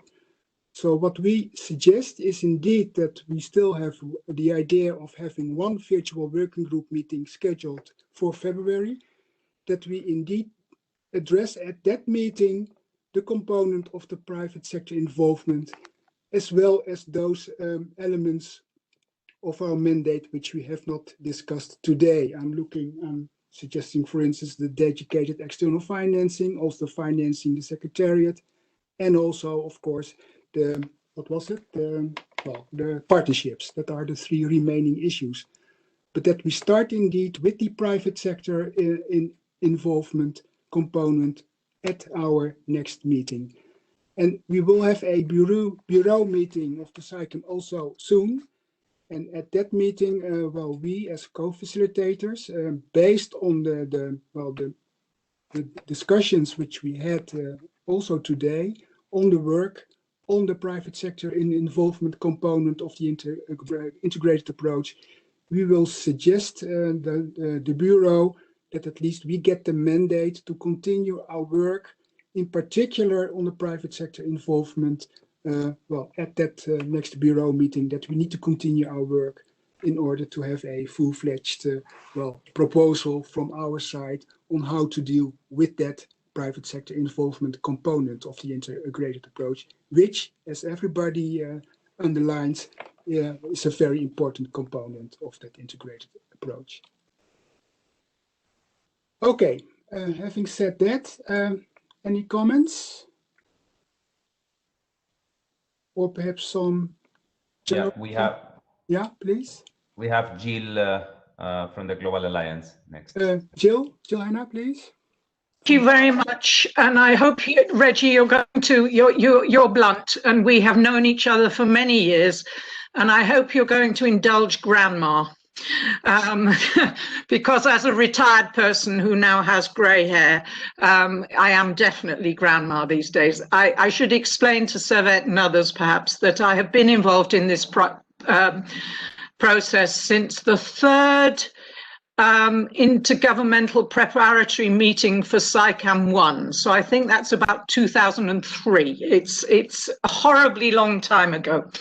And none of us from at any stage in the process want to see it fail or want to see any of the three bits of the integrated approach not be fully explored. But and I'm sure I heard both ICCA in America, and as I recall, it was a gentleman from DuPont who was the ICCA representative, but I can look up the old Quick Start program minutes probably and find something as to when it was and who it was. So I will try and do that and communicate with Reggie Reggie, because I have his email, and the Secretariat. But why I took the floor now was to say that I think it's very, very important that we look at both the private sector and, although it's a completely different level of funding, at the funding of the Secretariat. Because I've heard, to my great disappointment, during our earlier discussions, not much enthusiasm for changing the way the Secretariat is funded, except, well, Africa made no mention of how it should be funded, but Africa was absolutely clear, and in my view, absolutely right, that we can't go on the way it's been done up to now. I have had the misfortune to sit in every SICAM budget group up until the last one. And it's always been the only budget group I ever attended that got done in half an afternoon. And that was because almost no, and I was at the time a government representative, almost no government representative took it seriously, because almost no government representative, except the EU and one or two other European countries, had any intention of funding. And that simply can't go on, or the whole system will collapse. So might I very respectfully suggest that you need not one meeting, but two.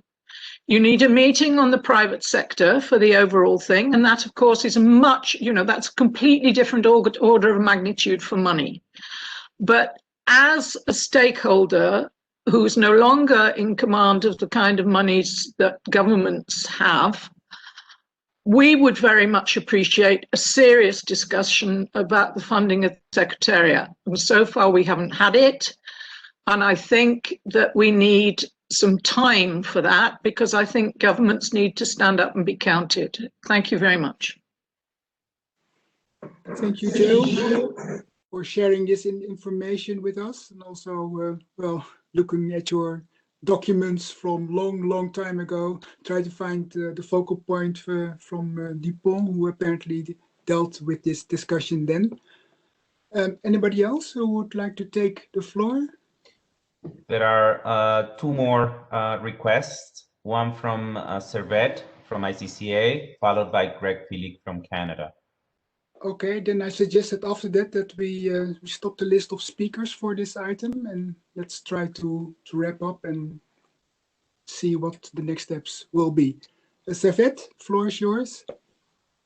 Thank you, Reggie. I will be very brief, but I couldn't let the comments made at the chat right now unanswered. So, and I think asking for the floor is quicker than me typing. So comments have been made that there are 3 events being mentioned, and I have to admit the first comment made by David that the participation request was ignored. That was indeed an unfortunate event, in the fact that the email was in my spam box. So, but I think that was recovered very quickly by inviting colleagues from IPEN to the meeting as soon as it was found out that the email was stuck in the spam.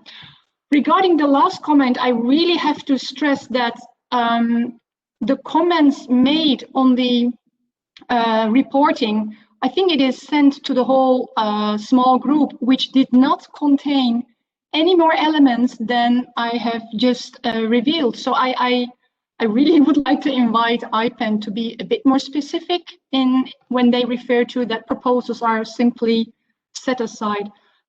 The other comment, I think that's towards the co-chairs on the process of facilitating. That is beyond my role. But I wanted to respond to the comments made and to bring some informed facts into this debate. Thank you. Okay, thank you, Safet. Last speaker on this item is Greg Philic, Canada, please. Thanks, Reggie. Actually, it's not specifically on the item. I'm kind of looking forward because you mentioned that there will be another meeting, and I support that because there's a number of elements to go. I just wanted to ask, with respect to one particular item, which is on, I think it's paragraph 16 on the special program, if before the next, when we get to the next meeting, there could be a bit more of an explanation as to where we are at with the special program in terms of its review and possible extension. I know that I'm not putting you on the spot, but you're a member of the executive board, so perhaps you'd be able to enlighten us exactly if and how the special program might be reviewed and changed if needed, or if that's simply not, if the terms of reference are such that it is an extension possible, but not adjusted terms of reference. I mean, it'd just be nice to know a little bit more about the situation, so we could have a discussion based with a little bit more information. Thanks. Mm-hmm. Okay, thank you, Greg, for this question. And indeed, I'm involved with special program, as you mentioned. The thing which I can say at this moment is that a decision on the extension of the special program needs to be taken at UNEA 5 anyway, because that's the end of the first term of the special program. But as you know, there are now two parts of UNEA 5. So one is, of course, very soon, if I may say so. And another one is scheduled for next year. But my understanding is at least that the final decision, because this is a substantial decision on the extension of the special program, needs to be taken by UNEA, of course, and that will be at the latter part of UNEA 5 anyway. So that is the stage as it is right now. And also for you to know that, of course, such a decision, according to the current resolution, needs to be taken based on a evaluation as well as a recommendation by the executive board of the special program. There has been undertaken already a evaluation of the special program by UNEP. It is called the midterm evaluation of the special program. So it doesn't capture the whole term for the first, for the first term of the special program, but a lot of it anyway. And secondly, this recommendation by the governing board, by the executive board of the special program is still in process. We, as a special program executive board, need to take a decision on that anyway, at least prior to the UNEA 5 second part meeting. So that's the state of play as it stands now, is my understanding. But perhaps the Secretariat, Nalini, you're also one of the diehards of the special program. You can perhaps also add a bit on what I have just mentioned. Nalini, please. No, I think, Reggie, you've captured all of the points there. As you mentioned, that it will be under consideration for the one-time extension for 5 years at the second part of UNEA 5, which can take place or scheduled to take place in February 2022.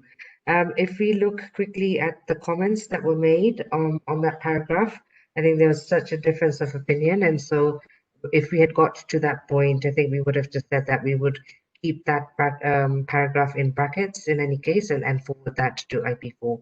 So we weren't going to, in any case, make any progress, I think, in this virtual working group based on the written submissions that we had received. Thank you. Okay, thank you, Nalini. Anybody else who would ask for the floor? Eduardo? Yes, we do have Suki from South Africa, followed by Jill from the Global Alliance. Okay, African group, Suki, please. Thank you, co-facilitator, for affording the African group another opportunity to take the floor. I'd like to present officially, other than the written submission, the African proposal for this component, private sector involvement. We're proposing a 0.5 financial contribution from the annual turnover of the chemical industry, and that to be put in a multilateral fund.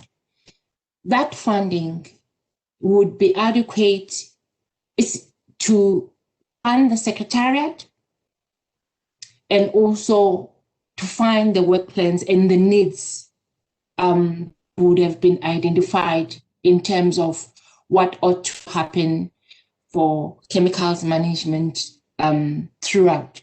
So that's the proposal. We have calculated that, and truly speaking, it's negligible compared to the cost that we find ourselves having to bear in terms of the environmental cost. However much you remediate, you can't remediate to the original. Sickness, burden of diseases in people that we have been observing, and there's been direct linkages, the studies are there.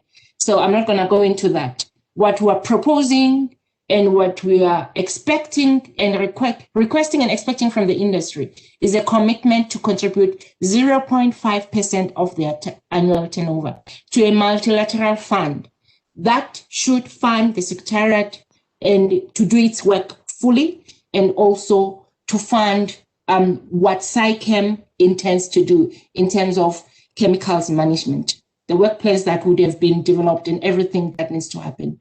It's written comprehensively. I don't know how much of it has been circulated, but for whatever reason, because I couldn't attend the day of the first sitting, I had a clash with another union meeting, it's ignored. And it was an official submission. Thank you. Okay, thank you very much, Suki, for referring to your African group proposal on this fund for the private sector involvement component. There was still one speaker. Eduardo, please. Yes, Jill from the Global Alliance. Okay, again, Jill. Sorry, Reggie, but it's a technical point. No problem, please.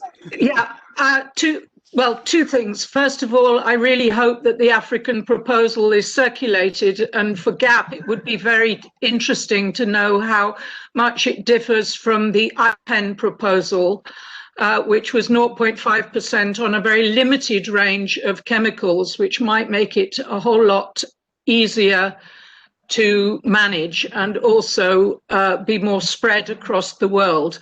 And I don't know whether either have given thought to also the waste industry, because that's becoming $1 trillion industry too. The point I was making, though, was about what needs to happen at UNEA. And I'm not sure whether this is correct or not, but does UNEA 5 Part 1 need to make a decision about extending the life of the trust fund? Because I guess that's a fairly standard point and would probably take in that meeting. Now, it may be that happens anyway because it's still spending, but I think it's really important that we shouldn't get into a mess because of that need. Thank you. Okay, thank you, Jill, for your intervention. It is indeed my understanding that at least at part 1 of UNEA 5, a decision will be taken on the extension of the special program trust fund, full stop.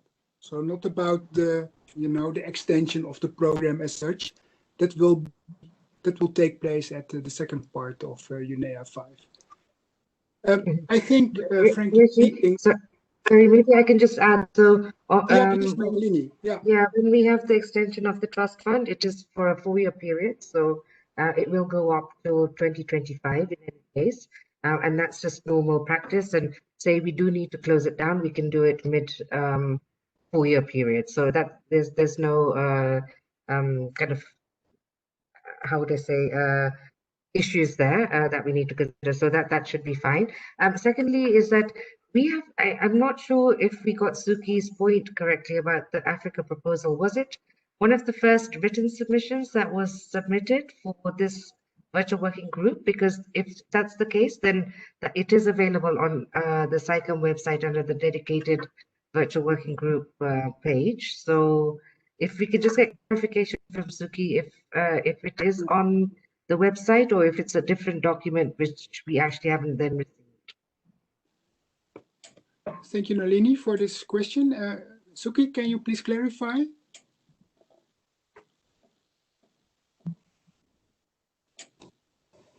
Thank you, co-facilitator. Nalini, I would have to check at the moment what's the situation on the website, but all I know, it was disregarded. Nothing we proposed was taken on board and presented. And yet we were requested, like any other stakeholder, to make a written submission. Okay, thank you very much. So apparently it is already the proposal which the African group already submitted to this whole virtual working group process just before the first virtual working group meeting, apparently. But just check, please, if it is if we are talking about the same document. If not, then it would be helpful if the African group could submit it once again. It would be then very helpful. So it's under the first written submissions, and it is under the Africa group submission. It's on page 3 or page 4 of that document. I guess the issue here was that we did not discuss in that level of detail in the first 2 virtual working groups. In any case, in terms of operationalizing the private sector involvement, what we were trying to focus on was the text that would be included in the OPS, and that's the mandate that we were given. So as I see it is, in a way it is, but we can nevertheless include that now that it's been raised in the summary of this meeting report. Thank you. Okay, thank you very much. Given the time, I think we should stop now with our work. We're already 3/4 of an hour beyond our time schedule. And we did not touch upon the private sector involvement component sufficiently for the time being, I would say, and also the fact that there is now a reference from the African group to their ideas about this private sector involvement fund, if I may say so. I think it is indeed what I mentioned before, to indicate that there is a need for another meeting. So what I suggest and what we suggest as co-facilitators of this virtual working group is that we will meet the 10th of February, but not for a 2 hours term, but for, I would say, 3 hours. If we can do it in 2, fine, but let at least make a reservation for 3 hours to discuss the still outstanding issues. And again, let's start then with the private sector involvement and continue our discussions on that, because again, the experience has learned us so far today of today's meeting that there's a lot of need to discuss it in more detail and more in depth than we have done before. I hope that we then are able to finalize our work on the private sector involvement component, as well as the other remaining issues, that we can wrap up after that, on the other items which we discussed in our virtual working group setting. And again, we will report back on our work to the Bureau, on the work which we have carried out, and indeed also will at least raise the issue of continuing our work, well, for instance, on the private sector involvement to make it more tangible for others in order to have a good discussion and deliberations at IP4 on all our sections. Is it okay for the group? So put already in your agenda, make a reservation for the 10th of February between 2 and 5 Central European time. And well, we see each other at that meeting, I would say. Jonah, perhaps you also would like to add something? Oh yeah, before I give the floor to you to the meeting, I would like to thank one of our very well respected SciChem persons who helped us very much so far. Samantha from the SciChem Secretariat, who helped us very well in this virtual working group setting with the financial considerations. But unfortunately, she had to leave after this month. So she will not be able again to join us in our virtual working group setting after this meeting. And again, I also want to thank her again on behalf of the co-chairs, the co-facilitators, at least of this group, for her very well done work in preparing ourselves, the co-facilitators, for these meetings. So Samantha, I wish you all the best. And again, thank you very much for your contribution to our work. Thank you. Now, Jonah, the floor is yours. Thank you, Reggie. I think that you have laid out the next steps quite clearly. I would just like to say thank you to all the participants of this meeting. Also, thank you to Sylvette for leading the discussion in a small group.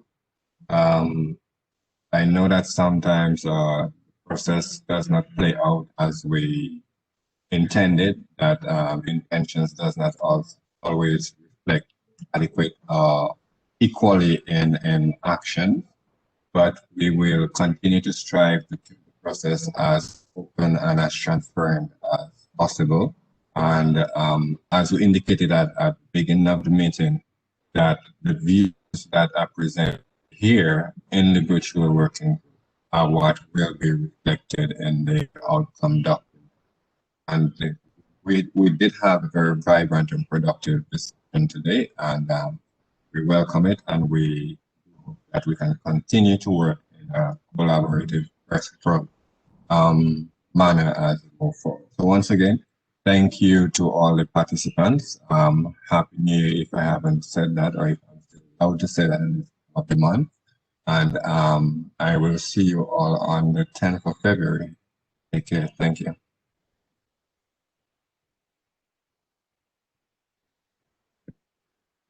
Eduardo, I don't know if the secretary have anything. Thanks. Thank you, Jonah. Yes, nothing to add, just that, yeah, we will post the summary report of this meeting shortly on the website, as well as the recording of the meeting. And we will be sending as well within the next few days the link and registration form for the meeting on the 10th of February. Thank you.